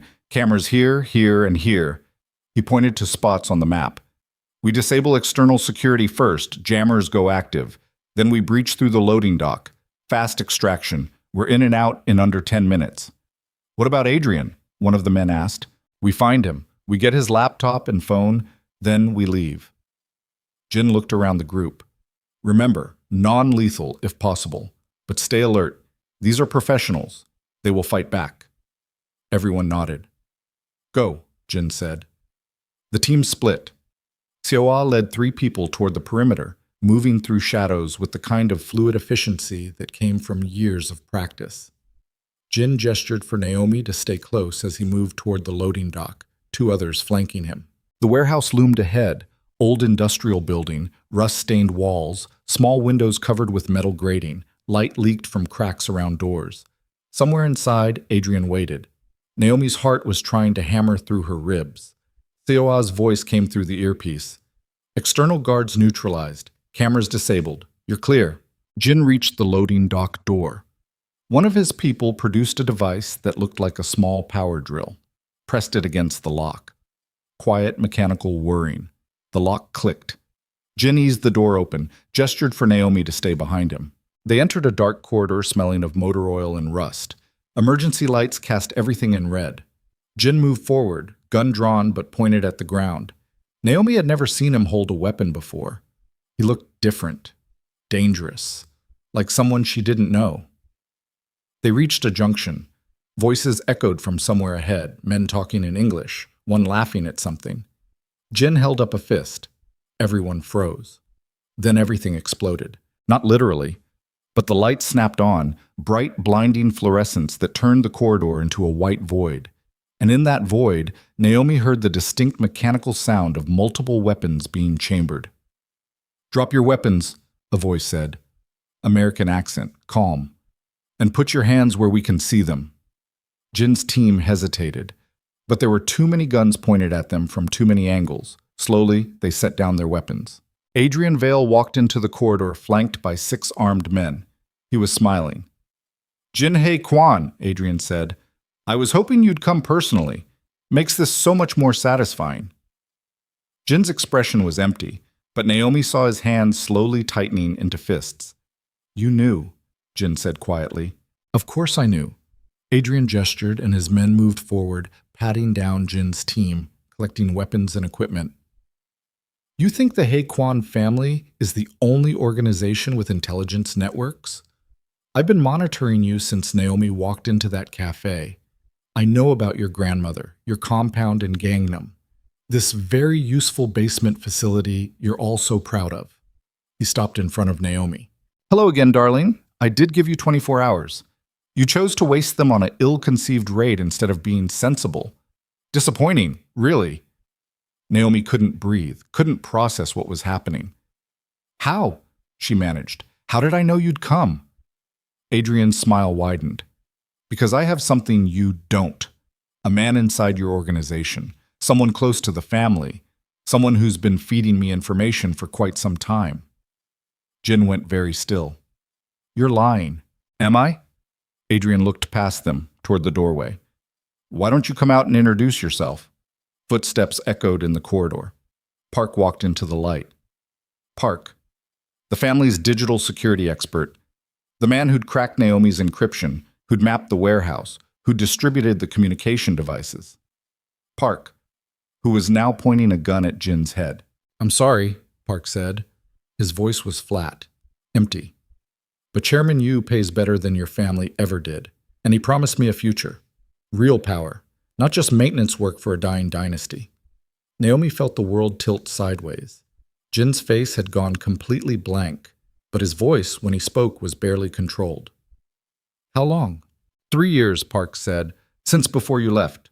I fed Han Seong information about your family's operations, helped them avoid your grandmother's networks. And when I heard about Naomi, about the evidence she carried, I realized this was the perfect opportunity. Destabilize your family, make them look weak, create an opening for Chairman Yu to move in. You told Adrian where to find her. I told Hansong. They told Adrian. Same result. Park shrugged. And when your grandmother brought me in to help protect Naomi, I couldn't believe my luck. Direct access to her files, complete knowledge of your security plans. All I had to do was wait. Seoul lunged forward, but one of Adrian's men slammed the butt of a rifle into her stomach. She dropped, gasping. Easy, Adrian said. No need for dramatics. Park, if you would. Park pulled out a portable hard drive from his jacket. All of Naomi's evidence, every file, every backup. I copied everything before you even left Madame Sioran's house. And then I deleted the originals from her phone, the cloud servers. Everything. He tossed the drive to Adrian. She has nothing left. Adrian caught it with one hand, held it up like a trophy. 18 months of running, he said to Naomi. All that fear, all that desperation. And in the end, you gave me exactly what I wanted. Delivered it on a silver platter by people who thought they were protecting you. Naomi's legs gave out. She would have collapsed if Jin hadn't caught her. No, she whispered. No, this isn't... We had backups, multiple... Park controlled your backups, Adrian interrupted. Every server, every encrypted partition. He's quite talented, really. Worth every dollar I'm paying him. Park smiled. It was the first real expression Naomi had seen on his face. And it was awful. Jin pulled Naomi closer. His voice was very quiet. It's not over. Oh, but it is, Adrian said. I have the evidence. I'll destroy it the moment I leave Korea. And without it, you have nothing. No proof. No leverage. No case. Just stories from a fugitive auditor with a criminal husband. He gestured to his men. Take them downstairs. I'll deal with them after I've verified the files are complete. What about Chairman Yu? Park asked. Our agreement will be honored, Adrian said smoothly. Once I'm safely out of the country, you'll get your payment and your position in Hansong. But first, let's make sure this data is authentic. Park hesitated. Something flickered in his expression. Doubt, maybe. Or the first hint that he'd made a terrible mistake trusting Adrian Vale. But the moment passed. Adrian's men herded Jin's team toward a stairwell at the back of the corridor. Hands zip-tied behind backs. Weapons confiscated. Naomi stumbled forward, Jin beside her, mind spinning. Everything was gone. The evidence, the backups. 18 months of work and fear and running, erased. And worse, Jin's family was compromised. Park knew everything. Security protocols, safe houses, communication networks, they were destroyed. They descended into a basement that smelled like mold and standing water. The space was mostly empty except for some old crates and a drain in the center of the floor. The kind of room where people disappeared. Adrian's men shoved them against a wall. Jin's team, 6 people total, lined up like prisoners facing execution. Naomi stood between Jin and Seoul, hands bound, heart racing so fast she thought it might explode. Adrian descended the stairs slowly, examining the hard drive like it was a rare artifact. Behind him, Park followed, and behind Park, 3 armed guards. "You know what's funny?" Adrian said conversationally. "I almost respected you, Naomi, the way you ran, the precautions you took. But in the end, you made the same mistake everyone makes. You trusted people. You thought that marriage certificate meant something, that Jin's family would protect you." He laughed. "Trust is the weakness that destroys us all. What are you going to do with us?" Jin's voice was calm, too calm. "Kill you?" Adrian seemed to consider it. "Tempting, but messy. You're Madame Sioran's grandson. Killing you would start a war I don't need. No, I think deportation is sufficient. You, Naomi, will be arrested and extradited. Multiple warrants exist for you in various countries. Pick your favorite. And Jin, well, your marriage will be exposed as fraud. You'll be prosecuted, disgraced. Your family will distance themselves from the scandal." He smiled. Sometimes destroying someone's life is more satisfying than ending it. He turned to leave. And that's when Jin moved. Naomi didn't see how he got his hands free. Didn't see the hidden blade or lockpick or whatever tool he'd been concealing. She just saw him explode forward, zip ties falling away, covering the distance to Park in 2 impossibly fast steps. He didn't go for Adrian, didn't go for the guards. He went for Park. One hand grabbed Park's wrist, the hand holding the gun. Twisted. The weapon discharged into the ceiling with a deafening crack. Jin's other hand drove into Park's throat, a brutal strike that sent the traitor stumbling backward. Then everything happened at once. Seoul somehow freed herself and lunged at the nearest guard. The rest of Jin's team scattered, using crates as cover. Gunfire erupted, deafening in the enclosed space. Concrete chips exploded from walls. Naomi dropped flat, hands still bound, ears ringing. Jin and Park were grappling. Park was trying to bring the gun to bear, but Jin was faster, more experienced, more desperate. He drove Park backward into the wall hard enough to crack the moldy drywall. Adrian was screaming orders. His men were firing, but Jin's team was moving, using the chaos, fighting back with whatever they could find. Pieces of metal, broken wood, bare hands. Someone, one of Adrian's guards, went down with Seoul on top of him, raining punches. Park finally got his gun aimed at Jin's chest. And Jin didn't stop. He drove forward, one hand deflecting Park's arm just as the gun fired. The bullet went wide, tearing through Jin's jacket but missing flesh. Jin's momentum carried them both to the ground. "You betrayed your family," Jin said through clenched teeth. His hands found Park's throat. "For money. For power." Park was choking, clawing at Jin's hands. "You walked away." "I came back." Jin's hands tightened. Naomi watched, frozen, as the man she'd married, the quiet bookseller who poured coffee and shelved poetry, became someone else entirely. Someone willing to kill with his bare hands. Park's face was turning purple, his struggles weakening. "Jin!" Naomi screamed. "Don't!" The sound of her voice cut through the chaos. Jin looked up, met her eyes. And in that moment of hesitation, Adrian's men recovered. Weapons trained on Jin from 3 different angles. "Let him go," Adrian said coldly, "or everyone in this room dies." Jin's hands loosened, slowly. Park gasped, sucking in air, coughing. The fighting stopped. Jin's team was subdued again, beaten, bloodied, but alive. Seoul had a cut above her eye. One of the men was clutching his ribs. They'd lost.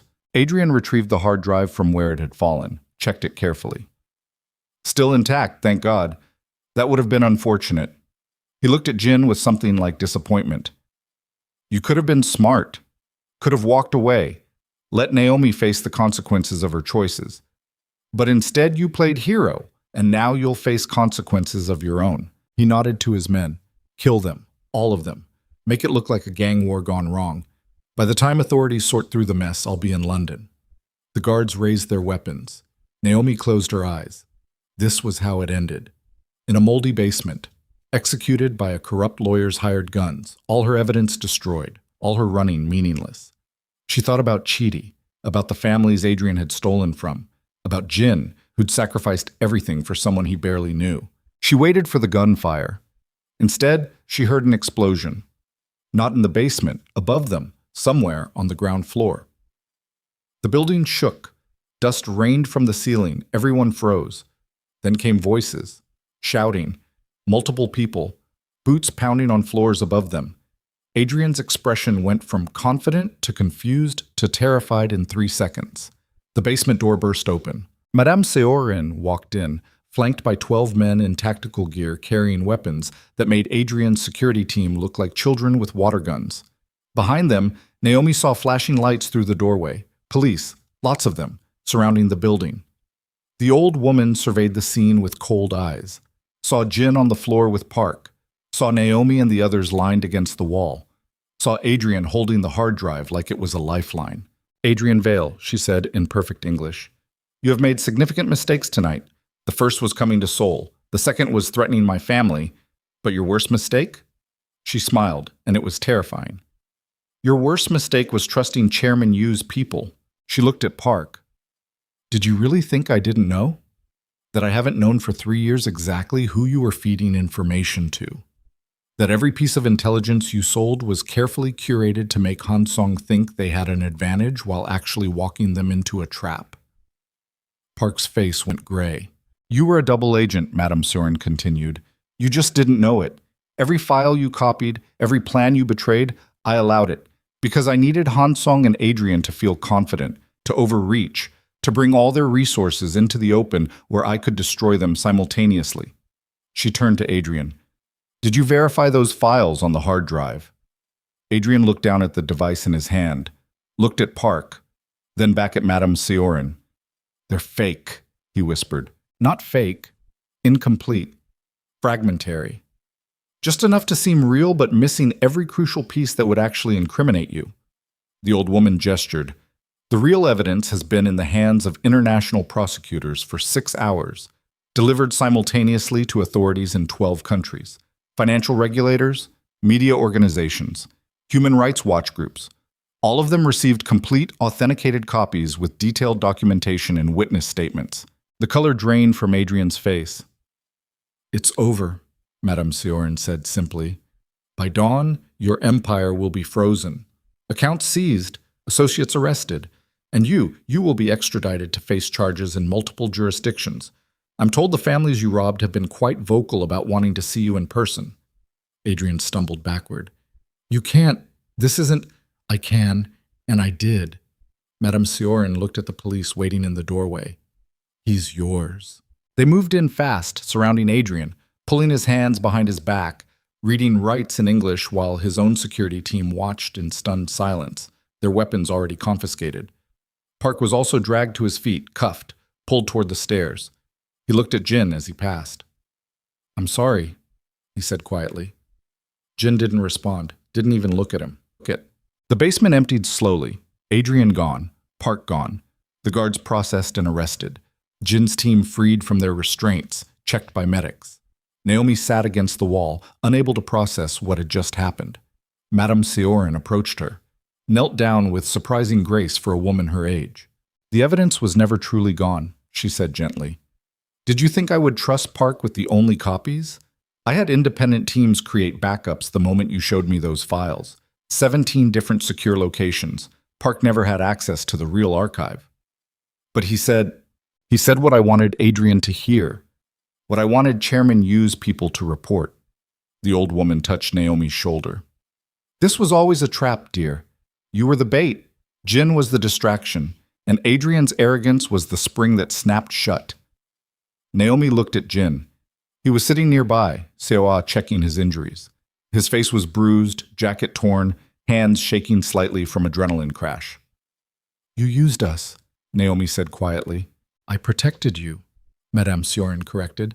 Adrian intended to kill you tonight.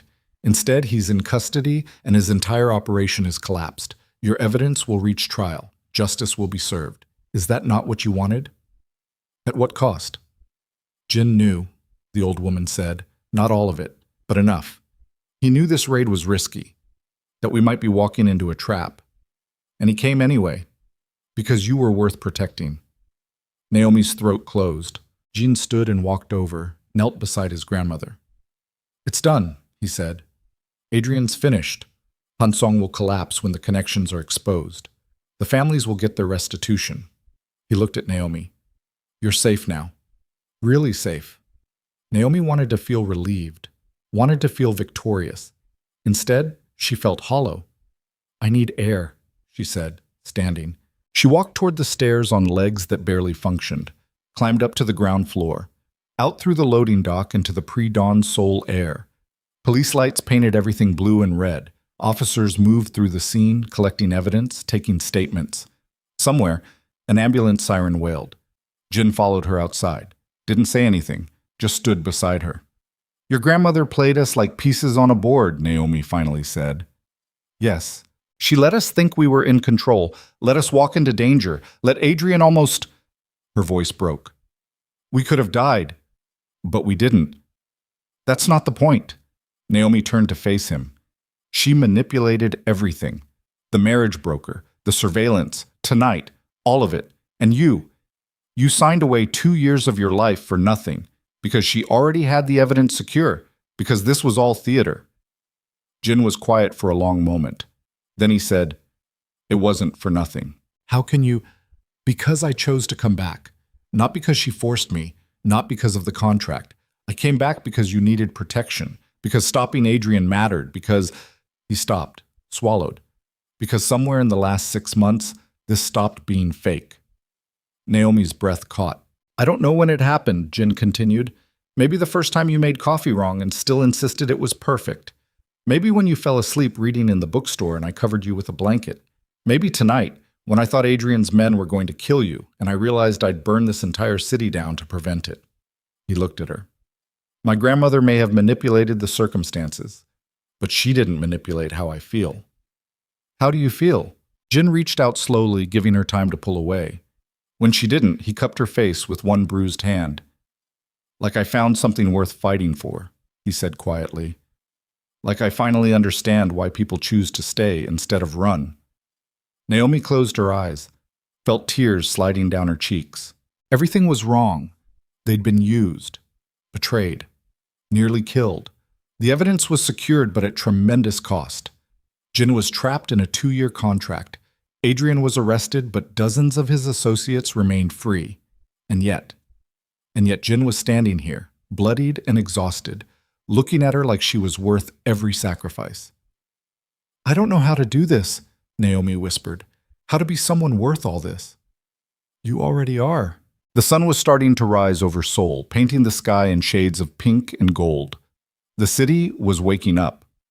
Morning commutes beginning, life grinding forward like it always did, indifferent to the violence and fear and triumph that had unfolded in the darkness. Madame Siorin emerged from the warehouse, speaking to police officials, coordinating with her people. Even at dawn, even after orchestrating this entire operation, she looked completely composed. She saw Jin and Naomi and walked over. The prosecutors want your testimony, she said to Naomi. All of it. They're building cases in 12 jurisdictions. It will take months, maybe years. Will it be enough? Naomi asked. To convict him? With your evidence? Yes. Adrian Vale will spend the rest of his life in prison. Chairman Yu will be implicated and destroyed. And the families who lost everything will receive restitution. The old woman almost smiled. You won. Did I? You're alive. Your enemy is defeated. Your evidence is vindicated. What more did you want? Naomi looked at Jin. At the bruises on his face, at the way he'd almost killed Park, at the 2 years he'd surrendered. I wanted to win without anyone getting hurt, she said. Then you wanted the impossible, Madame Siorin said gently. Justice always costs something. The question is whether the cost is acceptable. Only you can answer that. She walked away, leaving them alone again. Jin took Naomi's hand. His fingers were warm, solid. "Come on," he said. "Let's go home." "The bookstore?" "The bookstore." They walked through morning Seoul together, hand in hand, both of them limping slightly, both of them alive. The nightmare was over. But as they turned down a familiar street, as the bookstore came into view, windows intact, door locked, everything exactly as they'd left it, Naomi realized something. She was finally free. 18 months of running, 18 months of fear, gone. Adrian couldn't hurt her anymore. The evidence was secure. Justice was moving forward. She could breathe again. Jin unlocked the bookstore door, held it open for her. Naomi stepped inside, into the smell of old books and coffee, into the warm, dim space that had somehow become home. And for the first time since Lagos, since the fraud, since the men came hunting, she felt safe. The safe feeling lasted exactly 48 hours. 2 days of sleeping without nightmares. 2 days of Jin reopening the bookstore while Naomi gave preliminary statements to prosecutors. 2 days of almost believing the worst was behind them. Then Madame Seoul called. Jin answered on the second ring, listened without speaking, and his face went completely white. He hung up and looked at Naomi with eyes that had gone cold and distant, the way they'd been in that warehouse basement when his hands had been around Park's throat. "Adrian escaped," he said. The words didn't make sense at first. Naomi's brain refused to process them. "He was in custody," she said stupidly. "Maximum security, 24-hour surveillance. How could he—" "Prison transport convoy. Between Seoul Central District Court and the detention center. 4 vehicles, 12 guards." Jin's voice was mechanical, like he was reading from a report. "They hit the convoy on the highway. Military-grade weapons, explosives, 8 guards dead, 4 critical. Adrian's gone." Naomi felt the floor tilt. Who? Who hit the convoy? Unknown. Professional team. No survivors to interrogate. Jin moved to the bookstore window, peering through the curtains at the street outside. But the signature matches Hansong Capital's contractors. Chairman Yu breaking Adrian out before he can testify against their partnership. That's insane. That's open warfare. The police are overwhelmed. This wasn't just a prison break. It was a statement. Chairman Yu declaring he's willing to burn everything down rather than face prosecution. Jin turned back to her. "And Adrian's first move after escaping? He sent a message to my grandmother's house, delivered by courier. Want to know what it said?" Naomi couldn't speak, could barely breathe. Jin pulled out his phone and showed her a photo. A single sentence written on expensive cardstock in Adrian's precise handwriting. "Tell Naomi I'm coming to finish what we started." The paper in the photo was stained dark red along one edge. Blood. "The courier," Jin said quietly. "One of my grandmother's household staff. They cut his throat and left him on the doorstep." Naomi's legs gave out. She caught herself on the edge of a bookshelf, knuckles white. "He's going to kill me," she whispered. "He's going to try." Jin's jaw tightened. "But he'll have to go through me first. Through all of us." "No." Naomi's voice was stronger now. "No, this is exactly what he wants. He wants you to gather the family, wants you to create a target he can strike. He's not coming for me alone. He's coming for everyone who helped me, your grandmother, Seoul. Everyone. Then we evacuate. Get you out of Seoul, out of Korea, somewhere even Chairman Yu's networks can't reach." "There is nowhere." Naomi looked at him. "You know that. If Adrian wants me dead, if Chairman Yu is backing him with unlimited resources, I could run to Antarctica and they'd still find me. Running just delays the inevitable." Jin moved toward her, but she held up a hand. "I need to think," she said. I need a minute." She walked to the back room of the bookstore, the small space where Jin kept his desk and filing cabinets. Sat down in the chair that still smelled like coffee and old paper, put her head in her hands.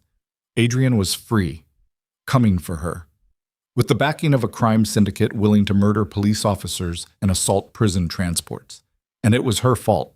If she'd never exposed the fraud in Lagos, if she'd never copied those files, if she'd just walked away and let Adrian destroy those families in peace. No. Naomi lifted her head, pressed her palms flat against the desk. She'd made the right choice. Exposing Adrian had been right. The evidence was still secure. The prosecutions were moving forward. Families would get restitution. Justice was happening. But justice moved slowly, and Adrian moved fast. She heard voices from the front of the bookstore, Jin speaking in Korean, then Seoa's voice, hard and urgent. More people arriving. Naomi stood and walked back out. The bookstore had filled with people. Madame Seorin sat in a chair someone had brought from the café next door, spine straight, hands folded. Seoa stood near the window with two other family members Naomi didn't recognize. And at the center of it all, Jin spread a map across the front counter. 3 possible locations, he was saying. Hanseong safe houses. Adrian will be at one of them. We hit all 3 simultaneously. Fast strikes. Extract him alive if possible. And if not possible? Seoa asked. Jin didn't answer. Madame Seorin spoke, her voice cutting through the tension. We are not assassins. If Adrian dies resisting capture, that is one thing. But we do not execute people no matter how much they deserve it. He killed 8 police officers, one of the men said. He sent a severed, I am aware of what he did. The old woman's voice could have frozen fire. But we are not Chairman Yu's people. We have rules, standards. The moment we abandon those, we become what everyone already thinks we are. Naomi stepped forward. Everyone turned to look at her. There's another option, she said. Jin frowned. What option? I surrender to him. The room exploded with objections. Jin's was loudest. Absolutely not. That's suicide. No, it's strategy. Naomi moved to the counter, looking at the map. Adrian doesn't want just me. He wants the evidence. He thinks I have backup copies hidden somewhere. Copies that I didn't give to prosecutors. If I offer to trade my life for the final files, he'll take the meeting and then kill you the second he has what he wants, Seoa said flatly. Probably, unless we're ready for him. Naomi looked at Jin. I meet him, alone, visible location. While he's focused on me, your people move in, surround the location, capture him before he can escape again. Using you as bait, Jin said. His voice was dangerous. Using me as an asset. Naomi held his gaze. I'm the only thing Adrian wants more than freedom. The only person who can bring him out of hiding. So yes, I'm bait, but I'm also the trap. Madame Seorin was watching her with an unreadable expression. This is remarkably similar to what I did at the warehouse, using you to draw Adrian out while I prepared the real operation. You hated that. I hated being manipulated, Naomi corrected. This is different. This is my choice, my plan, my risk. It's still suicide, Jin said. Then help me make it not suicide. Naomi turned to face the room. Adrian's arrogant. He thinks he's won. Thinks I'm terrified and desperate. We use that. I contact him. Offer the trade. Pick a location where I have advantages, somewhere public enough that he can't just kill me without witnesses, but private enough that he'll feel secure. And while he's meeting me, you're getting into position. The second he reveals himself, you take him. Silence. Then Seoa spoke. The problem is Adrian's not stupid. He'll have counter-surveillance, armed backup, probably body armor. The second he suspects a trap, he'll vanish. Or worse, he'll start killing civilians to create chaos. So we make him feel safe, Naomi said. Make him think I'm broken, desperate, willing to do anything to save my life. People believe what they want to believe. Adrian wants to believe he's destroyed me, so I'll give him exactly that performance. Madame Seorin stood slowly, walked to Naomi, looked at her with eyes that had seen decades of violence and calculation. You understand what you're proposing, the old woman said. You will be alone with a man who has every reason to torture you before he kills you, who has already demonstrated he's willing to butcher innocent people. If something goes wrong, if our timing is off by even 30 seconds, you will die badly. I understand. And you're willing to accept that risk. I am. Jin grabbed Naomi's arm, not roughly, but firmly. Can I talk to you? Alone? He pulled her toward the back room before she could answer. Closed the door. Turned to face her with an expression that was equal parts fury and fear. This is insane, he said. It's the only move we have. It's not. We can hide you. We can... For how long, Jin? Naomi's voice rose. How long do we hide? Weeks? Months? Years? While Adrian hunts everyone connected to me? While Chairman Yu dismantles your family piece by piece? While people die because I'm too afraid to face him? Better you afraid and alive than brave and dead. Is it? She moved closer. You walked away from your family because you were tired of violence, tired of being someone who hurt people, and now you're back in it because of me, because I brought Adrian to your door. How long before you hate me for it? How long before you become the person you spent 4 years trying to escape? Jin's face went very still. I would never hate you. You would, eventually. When this never ends. When Adrian keeps coming, and people keep dying, and there's never any peace. Naomi's voice cracked. I can't live like that. I can't watch you turn back into a killer because I was too cowardly to finish this. Finishing this doesn't require you to commit suicide. It requires someone to take a risk, someone to be the pressure point that breaks Adrian's strategy. That someone is me. Jin pressed his hands against the desk, head down, breathing hard. When he looked up, his eyes were red. If you die, he said quietly, I will kill everyone involved. Adrian, Chairman Yu, every guard, every contractor, every person who even knew about the operation. I will burn Hansong Capital to the ground and salt the earth where it stood. Do you understand? Jin, I'm not asking for permission. I'm telling you what will happen. Because I can't, his voice broke. I can't lose you. Not after everything. Not when I finally found something real. Naomi closed the distance between them, took his face in her hands. Then make sure I don't die, she said. Help me plan this so perfectly that Adrian never has a chance. Be the strategic mind your grandmother raised. Be the protector you chose to become. Be the husband I need right now. Jin's hands came up to cover hers. I'm terrified of losing you. I know. I'm terrified too, but I'm more terrified of living the rest of my life looking over my shoulder, more terrified of watching you sacrifice everything to protect someone who's too scared to fight. She pressed her forehead against his. Help me end this. Please. Jin was quiet for a long time. Then he pulled back, wiped his eyes, and nodded once. Okay, he said. We do it your way. But we do it smart. We plan every detail, every contingency. We assume everything goes wrong and build in redundancies. Agreed. They went back to the main room. Jin addressed the group. Naomi's plan is viable, he said, but we need to refine it. Choose the right location, the right timing, the right approach. Madame Seorin, I need access to family intelligence. Every asset, every contact, everything. The old woman nodded. You'll have it. Seoa, you coordinate tactical teams. I want 3 groups minimum. 1 for close containment, 1 for perimeter security, 1 for extraction if things go wrong. Seoa was already on her phone. Consider it done. Jin turned to Naomi. You need to contact Adrian. Make him believe you're desperate, broken, willing to trade anything for your life. Can you do that? Naomi thought about 18 months of running. Thought about the fear that had lived in her chest like a second heartbeat. Thought about how easy it would be to let that fear back in. Yes, she said. I can do that. It took 3 hours to finalize the plan. The location, Namdaemun Market. Massive, crowded even at night. Enough civilians to keep Adrian from going loud immediately, but enough chaos that his backup could blend in. The meeting point would be the 3rd floor of a mostly empty building overlooking the market, a former office space now used for storage. Multiple exits, clear sight lines, room to maneuver. The timing, tomorrow night, 10 p.m. Late enough that market crowds would be thinning, but not so late that the area was deserted.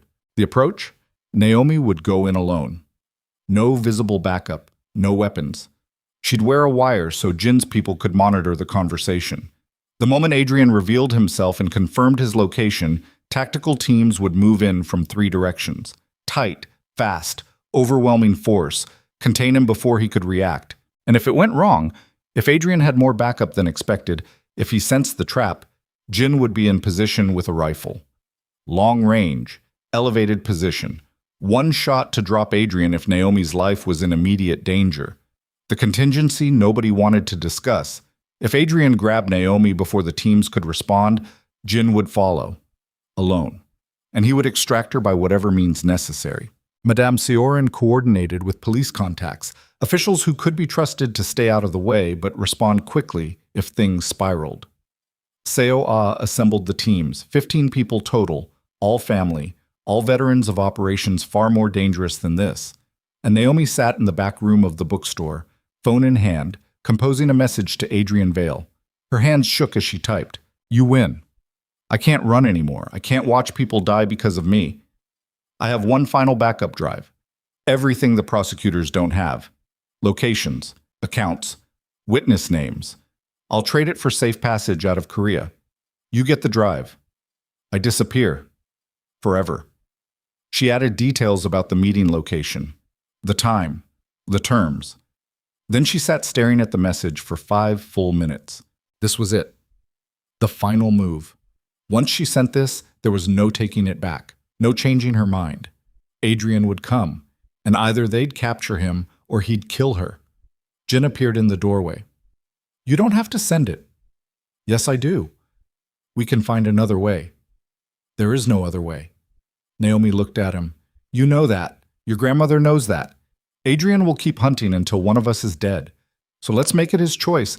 Let's make him come to us on our terms. Jin sat down beside her, took her hand.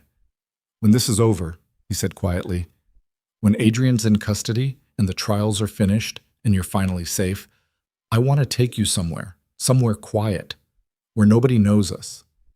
I want to spend a week doing absolutely nothing, just existing, maybe reading, maybe sleeping, maybe talking about things that don't involve criminals or evidence or running.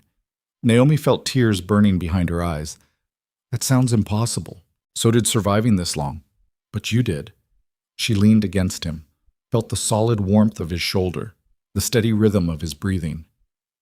I love you, she said.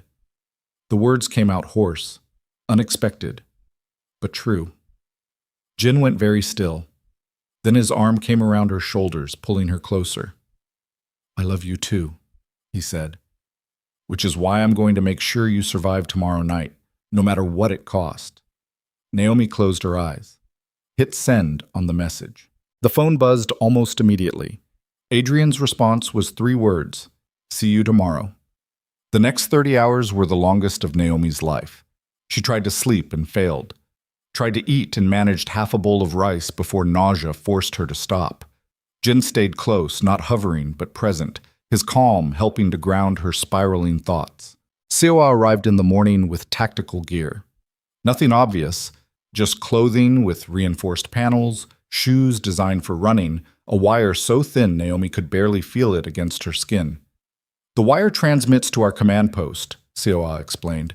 We'll hear everything. The moment Adrian confirms he has backup or threatens you directly, we move. But you need to keep him talking. The longer he talks, the more time we have to lock down the perimeter. What if he searches me, finds the wire? Then you're in trouble. Seoul's voice was matter of fact. Best case, he gets suspicious and leaves. Worst case, he realizes it's a trap and things get violent fast. That's why Jin will be positioned with Overwatch. He has a clear shot of the meeting location.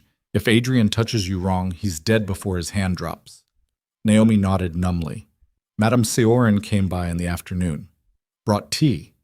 Sat with Naomi in the bookstore's quiet back room. I have seen many brave people in my life, the old woman said. Soldiers, criminals, people who face death without flinching. But what you're doing tomorrow requires a different kind of courage. Not the courage to fight, the courage to be vulnerable, to walk into danger knowing you might not walk out. She sipped her tea. That is the hardest courage of all. I'm terrified, Naomi admitted. Good. Fear keeps you sharp, keeps you alert. Overconfidence gets people killed. Madame Seorin set down her cup. But I want you to remember something. You are not alone. Even when you're standing in that room with Adrian, even when it feels like the entire world has abandoned you, you are not alone. We will be there. Jin will be there. And we will not let you fall. What if something goes wrong? Then we adapt. Improvise. Do what must be done. The old woman's eyes were hard. I have lost people I cared about. Family. Friends. People who mattered. Each time I told myself I would never risk caring again. Never let anyone close enough to hurt me. But that's not living. That's just surviving. Jin understands that now because of you. Naomi's throat tightened. I don't deserve... None of us deserve anything. We simply choose what we're willing to fight for. Madame Seorin stood. Fight for yourself tomorrow. Fight for the families Adrian destroyed. Fight for the life you want to build with my grandson. Fight until there's nothing left to fight with, and know that we are fighting beside you." She left. Naomi sat alone with the tea going cold in front of her. Evening came. Jin insisted they eat dinner together. Real food. Rice, soup, grilled mackerel. They sat at the small table in the bookstore's back room, and for a while they pretended everything was normal. "After this is over," Jin said, "I want to expand the bookstore. Add a coffee section. Real coffee, not instant. Maybe some pastries from the bakery down the street. Make it a place people want to stay." "That sounds nice. I'll need help running it. Someone who knows how to talk to customers, who can recommend books, who doesn't mind working long hours for questionable pay." Naomi smiled despite herself. "Are you offering me a job?" "I'm offering you a partnership, equal shares, equal say in how we run things." Jin's voice softened. "I'm offering you a life, if you want it." "I want it," Naomi said. "I really, really want it." They finished eating, cleaned up. Jin made her drink water. Staying hydrated was important, he said. Naomi suspected it was just giving her something to focus on besides the clock. 9 p.m. 1 hour. Seoul called. "Teams are in position. Perimeter secure. No sign of Adrian yet, but we're monitoring every approach. You good?" "I'm good," Naomi lied. 9:30. Jin drove her to Namdaemun Market. The streets were busy with night shoppers and tourists. They parked 3 blocks away. Jin cut the engine and turned to face her. "Last chance," he said. "I know. I'll be on the roof of the building across the street, 4th floor. If you need me, if anything feels wrong, you say the word Lagos. That's the abort signal. You say it, and I extract you immediately. Understood?" "Understood." Jin reached into the back seat and pulled out a small bag. Inside was a fake hard drive, identical to the one Park had given Adrian, but this one loaded with tracking software and a remote wipe function. The moment Adrian plugged it into a computer, Madame Sioran's people would know exactly where he was. "Remember," Jin said, "keep him talking. The longer he talks, the better our position.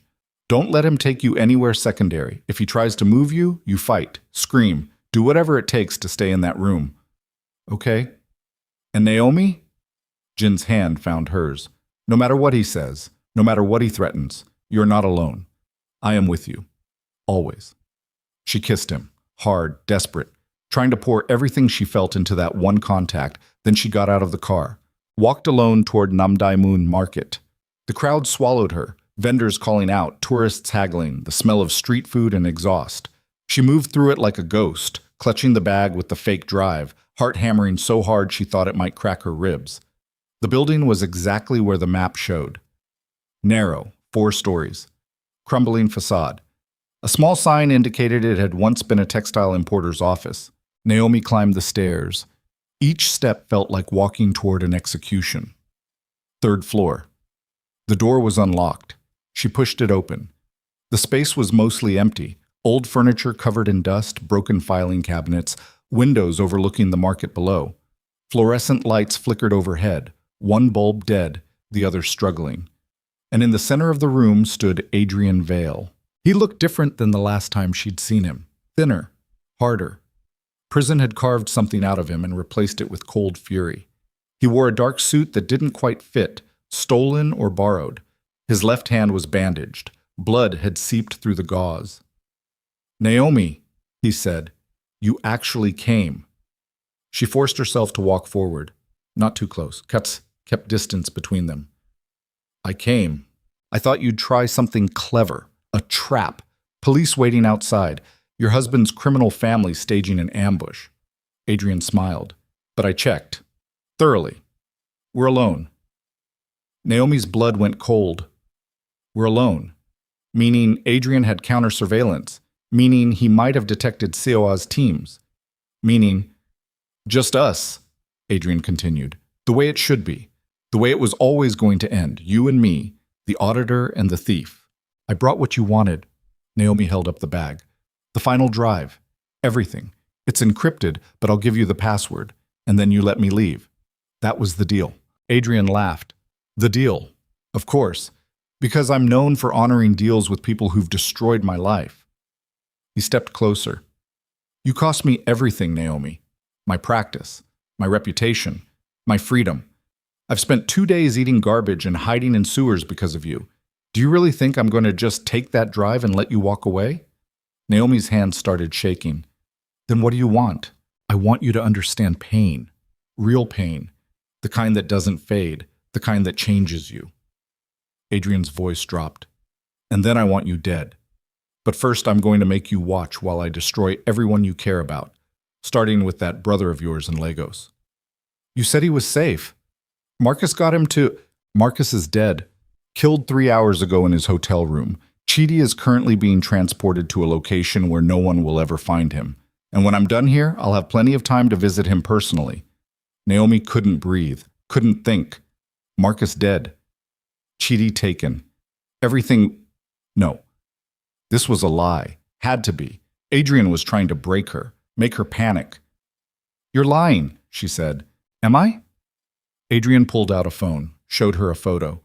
Marcus's body on a hotel floor. Blood. So much blood. Naomi's vision swam. Lagos? She whispered.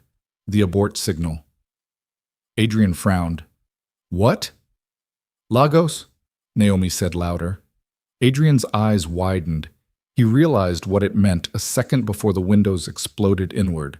Not glass breaking. Something worse. Smoke grenades. Flashbangs. The entire room turned into a white void of sound and fury. Naomi dropped flat, covered her ears, felt hands grabbing her. Jin's hands, she knew them even through gloves and tactical gear, pulling her backward toward the door. Gunfire erupted, deafening in the enclosed space. She heard Adrian screaming, heard running footsteps, heard Seoa's voice shouting commands in Korean.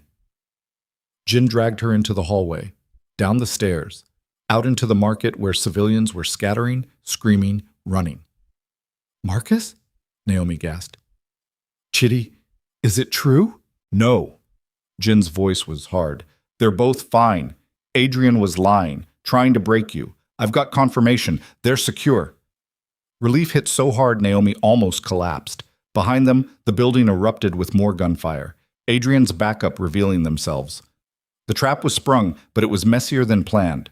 Adrian had brought more people, better people. This wasn't a capture operation anymore. This was a war. Jin pulled Naomi into an alley, pressed her against a wall.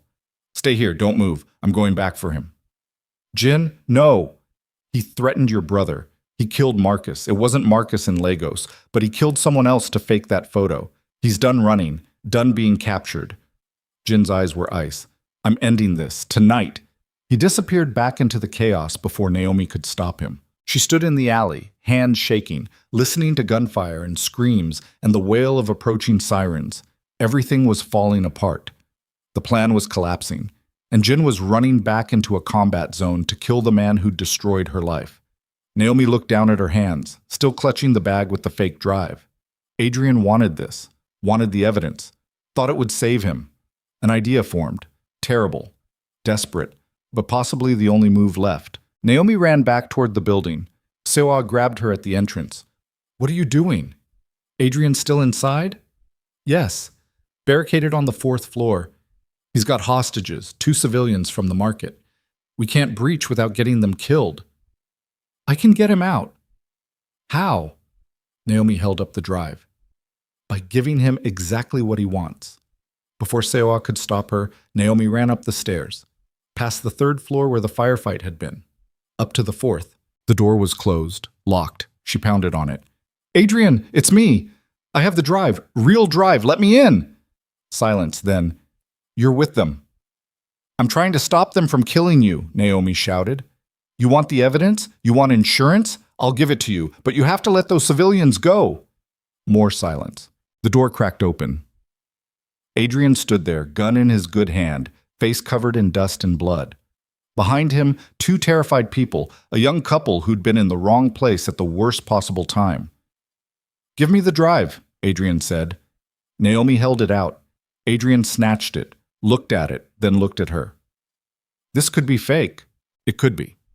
Or it could be your only chance to bargain your way out of Korea alive. Prosecutors want you. Chairman Yu wants you silent. The Haekwon family wants you dead. But if you have leverage, real evidence that could destroy everyone, maybe you survive. Naomi stepped closer. Let the hostages go. Take me instead. You need someone the family won't risk killing. I'm that person. Adrian stared at her, calculations running behind his eyes. Then he grabbed her, pulled her into the room, shoved the two civilians toward the stairs. Run, he told them.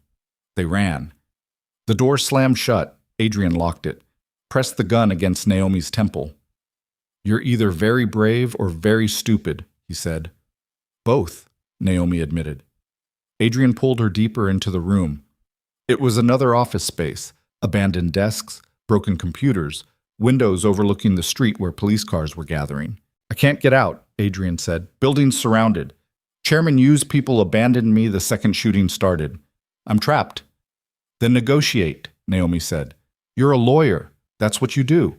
Use the drive as leverage. Offer to testify against Han Song in exchange for reduced charges. You'll still go to prison, but you might actually live through it. Or I kill you and use your body as a final message to everyone who thought they could hunt me. The gun pressed harder against her skull. Naomi closed her eyes. Then do it. But know that the second you pull that trigger, Jin comes through that door and tears you apart. He's probably already in position, probably has a rifle aimed at your head right now. You kill me, you die 3 seconds later. Adrian was breathing hard. Sweat dripped down his face. I was someone, he said quietly. Before you. I was powerful, respected, rich. I built an empire, and you destroyed it with files and self-righteousness. You destroyed yourself, Naomi said. You stole from people who trusted you, ruined lives. That's not an empire, that's theft dressed in expensive suits. Those people were weak. Those people were human. And now look where being human got them. Penniless. Broken. Adrian laughed bitterly. While I'm trapped in an abandoned building holding a gun to a woman's head. Maybe you're right. Maybe we're all just human, all just failing in different ways. The gun lowered slightly. Help me get out, Adrian said. Convince your husband's family to let me go. I'll leave Korea. Disappear. You'll never see me again. They won't agree to that. Then we're both dead. Because I'm not going to prison. I'd rather die here than spend the rest of my life in a cell. Naomi felt the weight of everything pressing down. Adrian's desperation. Jin somewhere in the building preparing to breach. Seoul, and her teams waiting for an opening. Police surrounding the block. And her. Alone with a man who had nothing left to lose. There is one option, she said slowly. What? You give yourself up, right now, to me. I walk you out. Hands up, no weapon, in front of police and witnesses. You surrender publicly. And in exchange, I testify on your behalf. Tell prosecutors you cooperated, that you provided additional intelligence about Chairman Yu's operations. It might not save you from prison, but it might save you from Chairman Yu's people trying to kill you inside. Adrian stared at her. Why would you do that? Because I'm tired of people dying. I'm tired of violence. I'm tired of being the reason my husband has to become a killer. Naomi's voice cracked. You took everything from me once. Don't make me take everything from you now. Let this end with both of us walking out alive. Adrian's hand was shaking, the gun wavering. I wanted to hurt you, he said. I wanted to make you suffer the way I suffered. I know, but you're right. I am tired too. Tired of running. Tired of being afraid. He lowered the gun completely, set it on a desk, put his hands up. I surrender to you. Only you. Anyone else comes through that door, I fight. But if you walk me out, if you keep your word about testifying, I'll go peacefully. Naomi pulled out her phone, called Jin. He answered immediately. Are you hurt? I'm fine. Adrian's surrendering to me. I need you to tell everyone to stand down. We're walking out together. No shooting, no ambush. Understood? Silence. Jin, please. Understood, he said finally. But I'm walking beside you. Non-negotiable. Okay. Naomi hung up, looked at Adrian. Hands stay up. You walk ahead of me. Any sudden moves, any tricks, and Jin kills you. Clear? Adrian nodded. Clear. They walked to the door. Naomi unlocked it, opened it slowly. Jin stood in the hallway, rifle aimed at Adrian's chest. His face was empty, dangerous. The face of someone who'd killed before, and would kill again without hesitation. "Move and you're dead," he said to Adrian. Adrian kept his hands up, kept moving forward. They descended the stairs together, Naomi between Jin and Adrian. 3 people carrying the weight of everything that had happened, everything that could still go wrong. Ground floor, the entrance. Outside, police lights painted everything blue and red. Seoul waited at the door with 4 team members, weapons drawn, ready.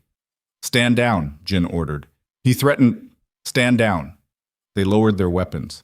Adrian walked out into the street, hands up, surrounded by police who moved in fast, shouting, forcing him to the ground, cuffing him with brutal efficiency. He looked back once at Naomi, met her eyes, and she saw something there she hadn't expected: relief. Adrian Vale, the man who'd hunted her across continents, was relieved to be captured. The police pulled him away, into a van. Gone. Naomi's legs gave out. Jin caught her before she hit the ground. "It's over," he said. "Really over, this time." Naomi couldn't stop shaking, couldn't speak, couldn't process what had just happened. Around them, the market was slowly returning to normal. Vendors coming back to their stalls. Civilians emerging from hiding. The city absorbing another moment of violence and moving forward like it always did. Madame Seorin appeared from somewhere, flanked by lawyers and officials. She looked at Naomi, then at Jin. "Well," she said, "that was messier than planned, but effective nonetheless." "Is Marcus really alive?" Naomi asked. "Very much alive, so is your brother, both secure, both asking about you." The old woman almost smiled. "You did well, child. Walking back in there, trading yourself for civilians. That took courage. It took stupidity. Sometimes they're the same thing." Madame Seorin gestured to her people. "Come, we have much to discuss. Prosecutors will want statements. Media will want explanations. And Chairman Yu will need to be addressed before he attempts anything else." "What happens to him?" Jin asked. "Hansong Capital will be dismantled, piece by piece, assets frozen, leadership arrested. By the time we're finished, Chairman Yu will be lucky if he keeps enough to afford a decent lawyer." The old woman's expression hardened. "He tried to destroy my family. That was his mistake." She walked away, issuing orders, her people falling into formation around her. Seoul approached Naomi. "You're either crazy or the bravest person I've ever met." "Definitely crazy." "Good. The family needs more crazy." Seoul actually smiled. "Welcome to the Haekwon family. For real this time." She left to coordinate cleanup with police. Jin and Naomi stood alone in the chaos, his arm around her shoulders, her head against his chest, both of them exhausted, traumatized, alive. "Is it really over?" Naomi whispered. "It's really over. What do we do now?" Jin pulled back enough to look at her. "Now? Now we go home. We sleep for about 3 days straight, and then we start building that life we talked about. The bookstore, the coffee, the quiet. All of it. Just like that? Just like that." Naomi wanted to believe him, wanted to believe the nightmare was finally finished, that Adrian would stay locked up, that Chairman Yu would be neutralized, that she could actually have the life Jin was describing. But something felt wrong. Some instinct honed by 18 months of running screamed that this wasn't the end. She looked around the market, at the faces in the crowd, the vendors, the police, the cleanup crews, and that's when she saw him, a man in the crowd, watching, not running or panicking like everyone else, just watching with cold professional focus. Their eyes met. The man smiled, then vanished into the crowd before Naomi could react. "Jin," she said urgently, "there was someone—" "I know. I saw him too." Jin's voice had gone cold again. Hard. "He's one of Chairman Yu's people. High-level operative. The kind who doesn't show up unless something major is about to happen." "What does that mean?" Jin pulled out his phone, started calling someone, stopped. His screen showed multiple missed calls from an unknown number. He played the voicemail on speaker. Chairman Yu's voice filled the air, elderly, cultured, speaking perfect English. "Mr. Jin Haekwon, I believe we have unfinished business. You see, Adrian Vale was always disposable, a useful tool, but you and your family, you are the real prize. I'm calling to offer terms. Come work for me. Bring your considerable talents to Hanseong. In exchange, I forget about tonight. I forget about Ms. Varela. Everyone walks away clean. Pause. But if you decline this generous offer, I will make it my life's mission to destroy everything you love. Starting with that charming little bookstore. I hear it's quite flammable. The message ended. Jin's face had gone completely white. He's not giving up, Naomi said. No, he's escalating. Adrian was Act 1. Jin gestured to the market, the police, the chaos. This was Act 2, and Chairman Yu just announced Act 3. What do we do? Jin looked at her, and in his eyes, Naomi saw the decision forming. The terrible, inevitable decision. We end it, he said quietly. Permanently. Before Chairman Yu has a chance to hurt anyone else. Before this war drags on for years and destroys everyone we care about. How? Jin's jaw tightened. By becoming exactly what I promised myself I'd never be again. He pulled out his phone, dialed a number. When someone answered, he spoke in Korean. Short, clipped, the kind of commands that brooked no argument. He hung up and looked at Naomi. In 48 hours, this is over. Really over. Chairman Yu, Han Song, all of it. But I need you to trust me, even when what I'm about to do scares you, even when I become someone you don't recognize. Jin, do you trust me? Naomi looked at the man she'd married, the quiet bookseller who'd become a protector, the reluctant heir who'd walked back into violence to save her. Yes, she said. I trust you. Jin nodded once. Then let's finish this. He took her hand and they walked back through the market toward the car. Behind them, Seoul continued its night routine, oblivious to the war about to erupt in its shadows. And somewhere across the city, Chairman Yu sat in his office, confident he'd made the right move. He had no idea what he'd just unleashed. The 48 hours Jin promised felt like 48 years. Naomi barely left the bookstore. Jin came and went at strange hours, early morning, late night, sometimes disappearing for 12 hours straight without explanation. When he was there, he was different, quieter, more focused. The softness she'd glimpsed was buried under something harder, colder, necessary. She watched him become the person he'd spent 4 years trying to forget. On the second night, Seoul arrived with updates.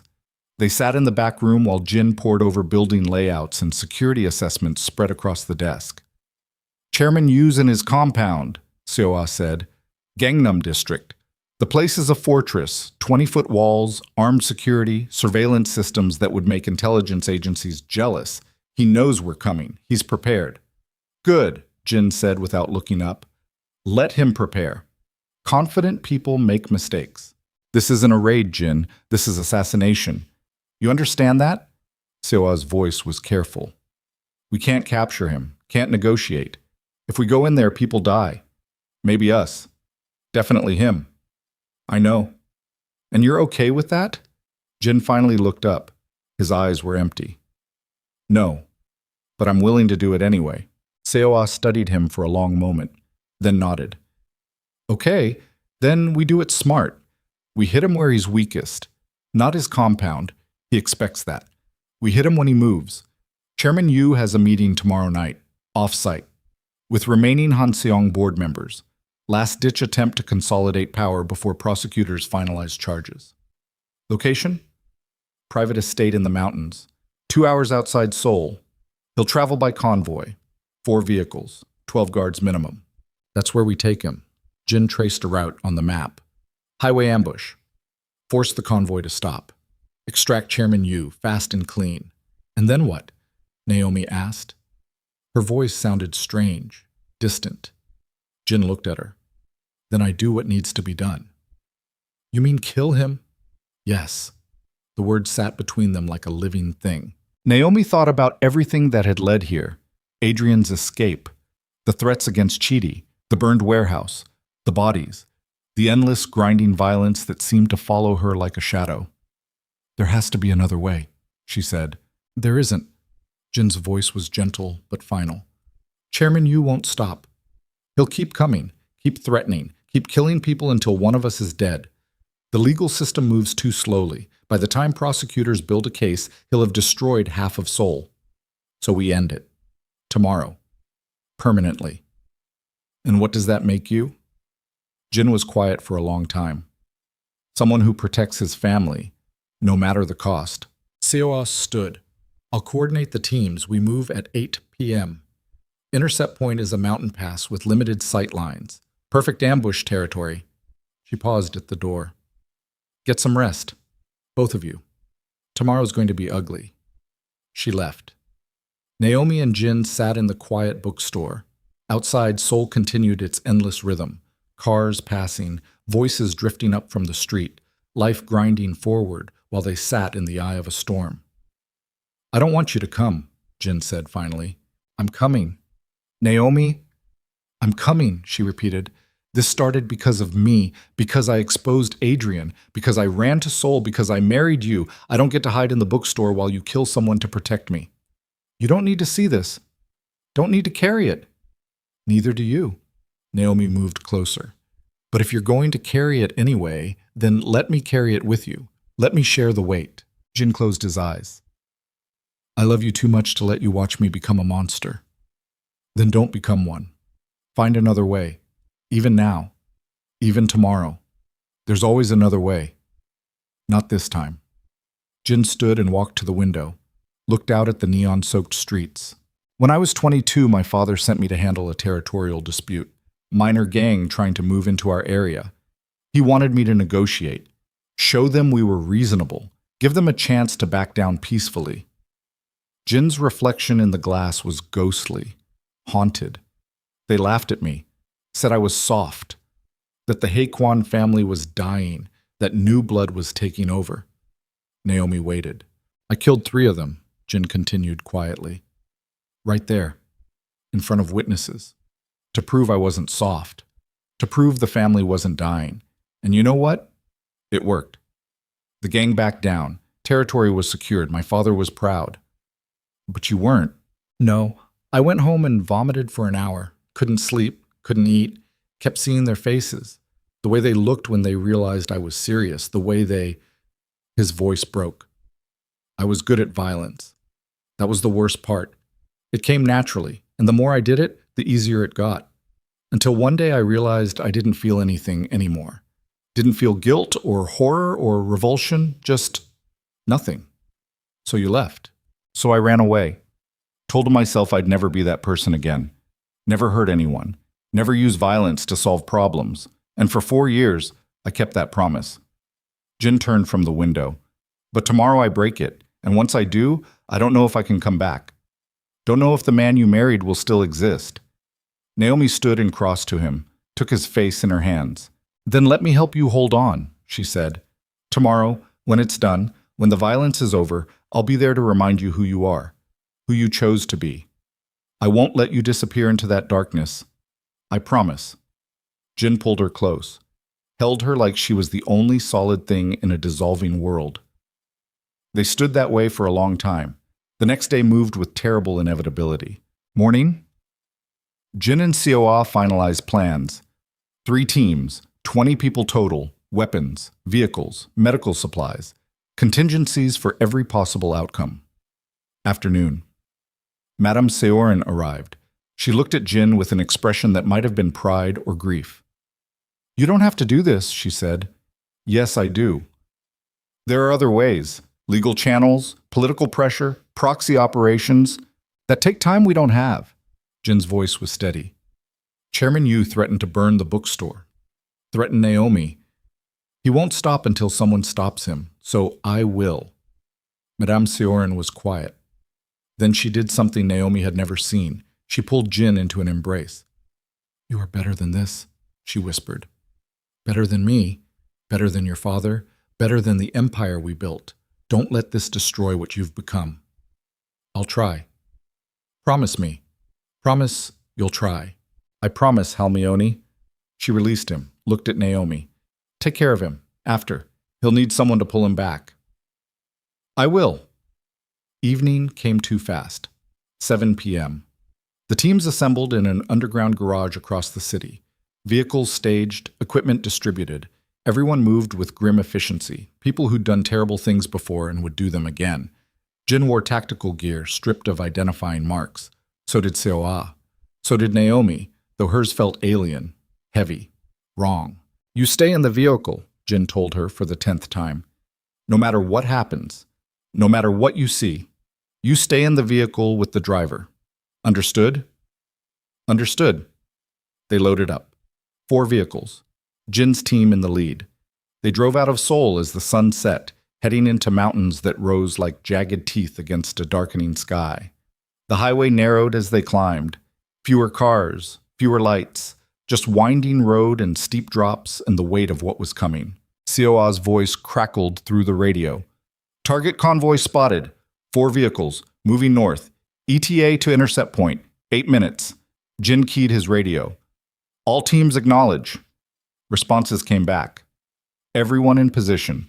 The vehicles pulled off the highway onto a dirt road that switchbacked up to a ridge overlooking the mountain pass. Jin's team got out, moved to positions behind rocks and trees.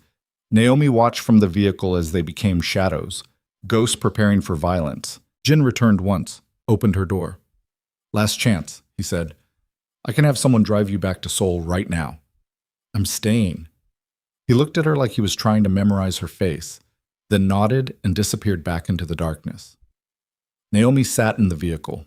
The driver, a young man who hadn't spoken a word, kept his eyes forward, hands steady on the wheel, ready to move fast if needed. Minutes crawled. Then headlights appeared far below. 4 vehicles moving up the mountain road in tight formation. Chairman Yu's convoy. Seoul's voice. Target acquired. Preparing to engage. The first explosion ripped through the night.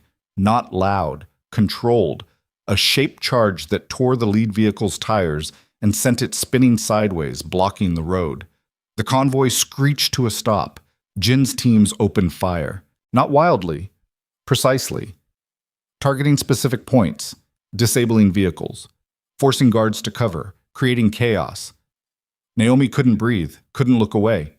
The firefight lasted less than 3 minutes. Chairman Yu's guards fought back, but they were outmaneuvered, outgunned.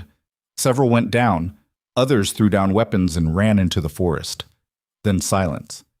Jin's voice on the radio. Target vehicle secured, extracting primary. Naomi watched figures moving around the second vehicle in the convoy, the reinforced SUV where Chairman Yu would be. They pulled someone out, an elderly man in an expensive suit. Even from this distance, even in darkness, his bearing screamed power, authority. A man who'd never been told no. Until tonight. They dragged him off the road. Into the trees, out of sight. Seoul's voice. Perimeter secure, local authorities 18 minutes out. We need to move. The radio went quiet. Naomi knew what was happening in those trees. Knew Jin was standing over Chairman Yu with a weapon. Knew the decision was being made, the line being crossed. The driver's radio crackled. Bring her down. He wants her here. The driver looked at Naomi in the rear-view mirror. He's asking for you. Naomi's hands were shaking. Why? Don't know, but we need to move. Now. She got out, followed the driver down a steep trail toward where the firefight had happened. Smoke still hung in the air, cordite and burned rubber. 2 of Chairman Yu's guards lay motionless beside the road. Naomi forced herself not to look too closely. They pushed into the forest, found Jin's team in a small clearing. Flashlights created harsh shadows. And in the center, forced to his knees, was Chairman Yu. He looked older up close. 70s, maybe? Thin white hair? Expensive suit torn and dirty. But his eyes burned with cold fury. Jin stood over him, gun in hand, pointed at the old man's head. Everyone else formed a loose circle, watching, waiting. Jin looked up when Naomi approached. I need you to hear something. Jin, what? Chairman Yu has a confession to make. Jin's voice was empty. Don't you, Chairman? The old man laughed. Actually, laughed. You think you've won? You think killing me changes anything? Hanseong is bigger than me. Bigger than you. The organization will continue. The organization is being dismantled as we speak, Seoul interrupted. Your accounts frozen. Your board arrested. Your political connections severed. You're done. Then kill me and be done with it. Chairman Yu looked at Jin. Pull the trigger, boy. Prove you're your grandmother's grandson. Prove you're willing to do what needs to be done. Jin's hand tightened on the weapon. Naomi's heart hammered. This was it, the moment, the choice. Tell her, Jin said quietly. Tell Naomi why you really helped Adrian, why you sent him to Seoul, what you were hoping would happen. Chairman Yu's eyes shifted to Naomi. Something flickered in them. Calculation. I needed leverage against the Haekwon family, he said. Adrian's hunt for you was convenient. I fed him intelligence, pointed him toward Seoul, toward Jin's bookstore. I thought Adrian would kill you, which would either destroy Jin psychologically or force Madame Sioran to retaliate in ways that would expose their operations. He smiled. It almost worked. Almost, Jin echoed. But you made a mistake. You underestimated how far I'd go to protect my wife. You underestimated how much my grandmother values family. And most importantly, he pressed the gun harder against Chairman Yu's skull. You underestimated how angry I'd be when you threatened to burn down the one place I've ever felt human. So kill me, Chairman Yu said. I'm an old man. I've lived enough lives for 10 people. Pull the trigger and prove you're still the monster your family raised. Jin's finger moved to the trigger. Naomi watched his face, saw the struggle. The part of him that wanted this, wanted vengeance, wanted certainty, wanted the threat eliminated permanently. And the part that remembered who he'd chosen to become. The quiet bookseller. The man who'd walked away from violence. Jin, Naomi said softly. He looked at her. You're not a monster, she said. You never were. Monsters don't feel guilt, don't struggle with choices, don't spend 4 years trying to become something better. She stepped closer. Chairman Yu wants you to kill him because it proves his point, that violence is the only language we speak, that there's no escape from what we were born into. He threatened you, threatened Chidi, threatened our home. I know, and he should pay for that, but not like this. Not with you sacrificing the person you fought so hard to become. Jin's hand was shaking now, the gun wavering. If I let him live, he'll keep coming, keep threatening, keep... No, Seoul interrupted. He won't, because we have something better than death. She pulled out a tablet, showed Jin footage, security camera recordings, financial documents, phone conversations. While you were planning this ambush, I was building a case. Real evidence, incontrovertible proof of Chairman Yu's crimes. Murder, conspiracy, money laundering, terrorism. Enough to put him away for life in a maximum security prison where Hansong's reach doesn't extend. Jin stared at the tablet. Why didn't you tell me? Because I wanted to give you a choice. You could kill him, solve this problem permanently, the way you were raised to solve problems. Or you could trust the system, trust that justice works if you give it the right ammunition. Seoul's voice softened. I'm not saying the system is perfect, but it's better than becoming the thing you hate. Jin looked at Chairman Yu. The old man's confident smile had cracked. Prison scared him more than death. Life in a cell, powerless, forgotten. That was his nightmare. You wanted me to kill you, Jin said quietly, because death is clean, final, martyrdom almost. But living with what you've done, rotting in prison while everyone you built abandons you, that's real punishment. He lowered the gun. Chairman Yu's face went gray. Take him, Jin said to Seoul. Hand him to prosecutors. Make sure every charge sticks. I want him to spend the rest of his life in a cell thinking about how he lost to a bookseller. Seoul nodded. Her team moved in, hauling Chairman Yu to his feet, zip-tying his hands. The old man looked at Jin with something like hatred. You're weak, just like your grandmother always feared, weak and sentimental and doomed. Maybe, Jin said, but I'm not you, and that's enough. They dragged Chairman Yu away, back toward the vehicles, toward custody and trials and the slow grinding machinery of justice. The clearing emptied. Just Jin and Naomi remained, standing in the forest while sirens wailed in the distance. Jin dropped the gun, put his hands over his face. I almost did it, he said. His voice was breaking. I almost pulled the trigger, almost became... But you didn't. Naomi pulled his hands away, made him look at her. You chose something harder, something better. You chose to be the person you want to be, not the person you were trained to be. It doesn't feel like victory. Real victory never does. It just feels like survival. Jin pulled her close, held her like she was the only thing keeping him tethered to earth. They stood that way while police lights flickered through the trees below, while Seoul coordinated handoffs with prosecutors, while the machinery of justice started grinding toward its inevitable conclusion. 6 weeks later, the bookstore reopened. Not the same bookstore. They'd rebuilt it. Same location, same basic structure, but different. Better. A coffee counter in the back where Naomi learned to make drinks that didn't taste like burnt regret. Comfortable chairs near the windows. A small stage for poetry readings and book launches. They called it Phoenix Books. The name felt appropriate. Adrian Vale was convicted in 12 jurisdictions, sentenced to consecutive terms totaling 130 years. The stolen funds were recovered and distributed to victims. Families got their savings back. Pension funds were restored. Justice, slow and imperfect, had finally caught up. Chairman Yu received life without parole. Hanseong Capital was dissolved, assets seized, leadership imprisoned. The empire he'd built collapsed in a matter of weeks. Park, the trader who'd sold out the family, took a plea deal. 20 years in exchange for testimony. Madame Seorin had made sure he was sent to a prison where the Hei Kwan name carried weight. Not enough weight to kill him, just enough to make every day difficult. And Naomi finally testified before international courts, spent 3 days on the witness stand explaining how she'd uncovered the fraud, how she'd documented it, how she'd run for 18 months carrying the weight of evidence that could save hundreds of families. The prosecutors called her a hero.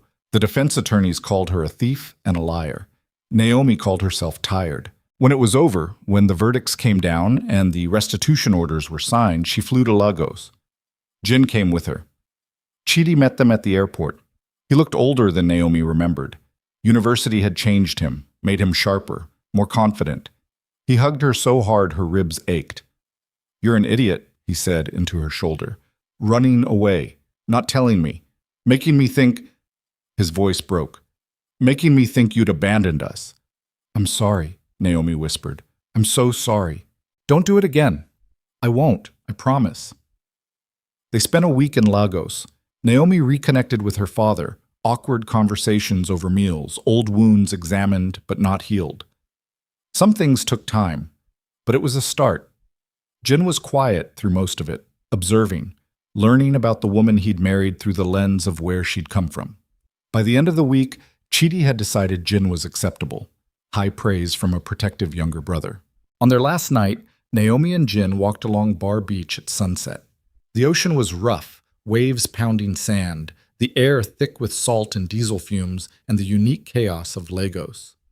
"Your father doesn't like me," Jin said. "He doesn't know you yet. Give him time." "Your brother thinks I'm too quiet." "You are too quiet. It's one of your best qualities." Jin smiled, actually smiled, the kind that reached his eyes. They walked in comfortable silence until Naomi asked the question that had been building for weeks. "Do you regret it? Coming back to the family? Signing that contract with your grandmother?" Jin was quiet for a long time. Waves crashed. Seabirds called. The sun painted the sky in shades of orange and purple. 2 years, he finally said. "I promised her 2 years. And we're 4 months in. Sometimes I hate it. The meetings, the strategy sessions, helping transition the family toward legitimate operations. It feels like being dragged backward into a life I worked so hard to escape. But I'm good at it, better than I want to be, and I'm seeing changes, real changes. My father actually listening to ideas about moving away from violence. My grandmother allowing legitimate businesses to take priority over criminal operations. It's slow, painful, but it's happening." He looked at her. "And at the end of every difficult day, I get to go home to a bookstore, to you, to a life that reminds me why I'm doing this. So no, I don't regret it." Naomi leaned against him. "What happens after 2 years?" "I don't know. Maybe I stay involved. Maybe I walk away completely. Maybe something in between. But whatever happens, I want you there. I want us to build something real. Something that's ours." "A bookstore that serves terrible coffee?" "The worst coffee in Seoul. And people will come anyway because you'll smile at them and recommend books they didn't know they needed." Naomi laughed. It felt strange. Light. Like a muscle she'd forgotten how to use. They returned to Seoul 3 days later. The bookstore was exactly as they'd left it. Seo-ah had been managing it while they were gone, and she'd somehow made it more popular. Regular customers now. A book club that met Thursday evenings. Students who studied at the back tables for hours over single cups of coffee. Life, slowly reassembling itself. One evening, 6 months after the convoy ambush, Madame Seoul visited. She walked through the bookstore with the careful attention of someone evaluating an investment. "It's nice," she said finally. "So small, unprofitable, completely impractical.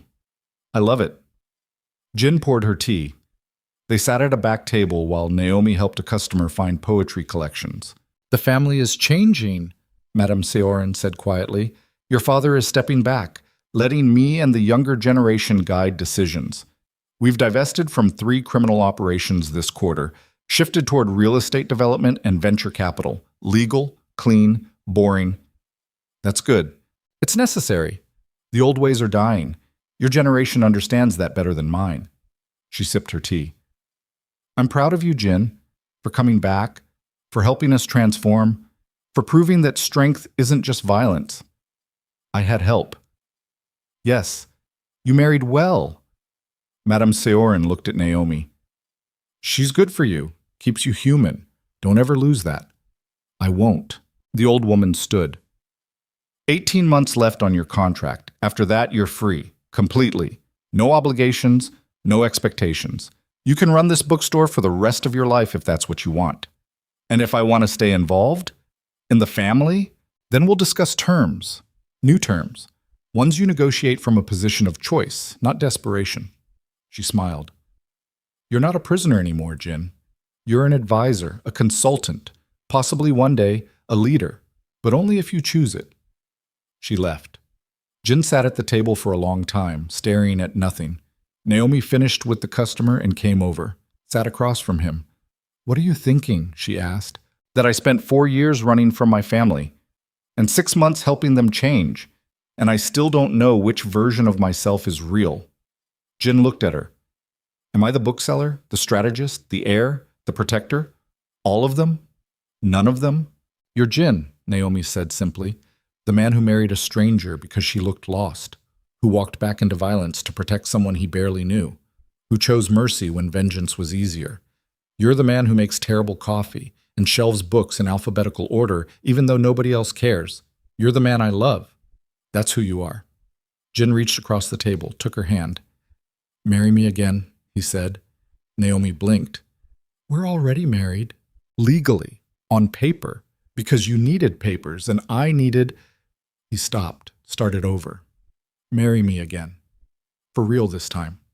Not because of visas or arrangements or desperation, because we choose it. Because this—" He gestured around the bookstore. "Because this is real. And I want it to be permanent." Naomi felt tears burning behind her eyes. "We barely survived the last 6 months." "I know. Adrian almost killed us. Chairman Yu almost killed us. Your family almost just—" "I know, but we survived. Together. And I want to keep doing that, surviving together, building together, living together. Actually living, not just running or hiding or fighting." Jin's voice was rough. "So marry me, again, for real. In front of people who matter, as ourselves. Not fake identities, not desperate arrangements, just us." Naomi looked at this man she'd married in a government office 6 months ago. This quiet, complicated, dangerous, gentle man who'd become her home. "Yes," she said. "Yes, I'll marry you again." They married 3 months later. Small ceremony. Madame Seoul's garden. 30 people.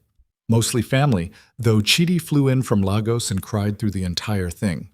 Seo served as a witness. Naomi's father sent his blessing via video call. The most he could manage, but it was something. Jin wore a traditional hanbok. Naomi wore a white dress she'd found in Dongdaemun Market. Nothing fancy, nothing expensive. Just 2 people standing in a garden, promising to face whatever came next together. The officiant asked if they'd prepared vows. Jin went first. "I promise to make coffee every morning, even though it will always be terrible. I promise to listen when you talk about books I'll never read. I promise to protect you, but also to let you protect yourself. To be strong when you need strength, and to be weak when you need to know you're not alone in your struggles. I promise to remember that we chose this, not because we had to, because we wanted to." His voice was steady. His eyes were wet. Naomi took a breath. I promise to drink your terrible coffee and pretend it's good. I promise to remind you that you're not the person you were trained to be. You're the person you chose to become. I promise to stand with you when standing is hard, and to run with you when running is necessary, and to know the difference. I promise that when the world gets dark and heavy, we'll carry the weight together, because that's what we do. We survive. Together. The officiant pronounced them married. They kissed in a garden in Seoul while cherry blossoms fell like snow, and everyone they cared about watched and applauded. And for the first time in 18 months, for the first time since Lagos, since the fraud, since the running and the fear and the endless nights wondering if she'd survive to see morning, Naomi felt safe. Really safe. Not because Adrian was imprisoned or Chairman Yu was neutralized or the evidence was secure, but because the man standing beside her, holding her hand, had chosen to build a life with her, and she'd chosen the same. And that choice, more than any evidence or prosecution or victory, was what mattered. That evening, after the guests left, after the garden was cleaned and the sun had set, and Seoul's neon glow painted the sky, Naomi and Jin returned to the bookstore. To Phoenix Books, their bookstore. Jin unlocked the door, turned on the lights. Everything exactly as they'd left it. Shelves of poetry, novels, philosophy texts that nobody bought but Jin insisted on keeping. The coffee counter with its ancient espresso machine. The comfortable chairs near the windows. Home. They stood in the quiet space, hand in hand, breathing in the smell of old paper and possibility. What do we do now? Naomi asked. Jin smiled. Now? Now we live. Outside, Seoul continued its endless rhythm. Traffic and voices and the electric hum of a city that never quite slept. Somewhere in that grid of streets and lights, people were running from their pasts, fighting for their futures, surviving however they could. But inside Phoenix Books, two people who'd survived their own war stood together in the quiet, not running anymore, not hiding, just living, finally, really. Home. Ketathuk. 2. 18 months after Naomi Varela fled Lagos, she found herself in Seoul, broken, desperate, and out of options. She married a quiet bookseller to survive. What she didn't know was that her husband was the heir to one of Korea's most dangerous crime families. And what he didn't know was that she carried evidence powerful enough to destroy an international criminal empire. When her past caught up with her, when the corrupt lawyers she'd exposed came hunting, when violence erupted in the streets of Seoul, they had to make a choice. Run again, or stand and fight. They chose to fight. Adrian Vale is serving 130 years across 12 jurisdictions. Chairman Yu will die in prison.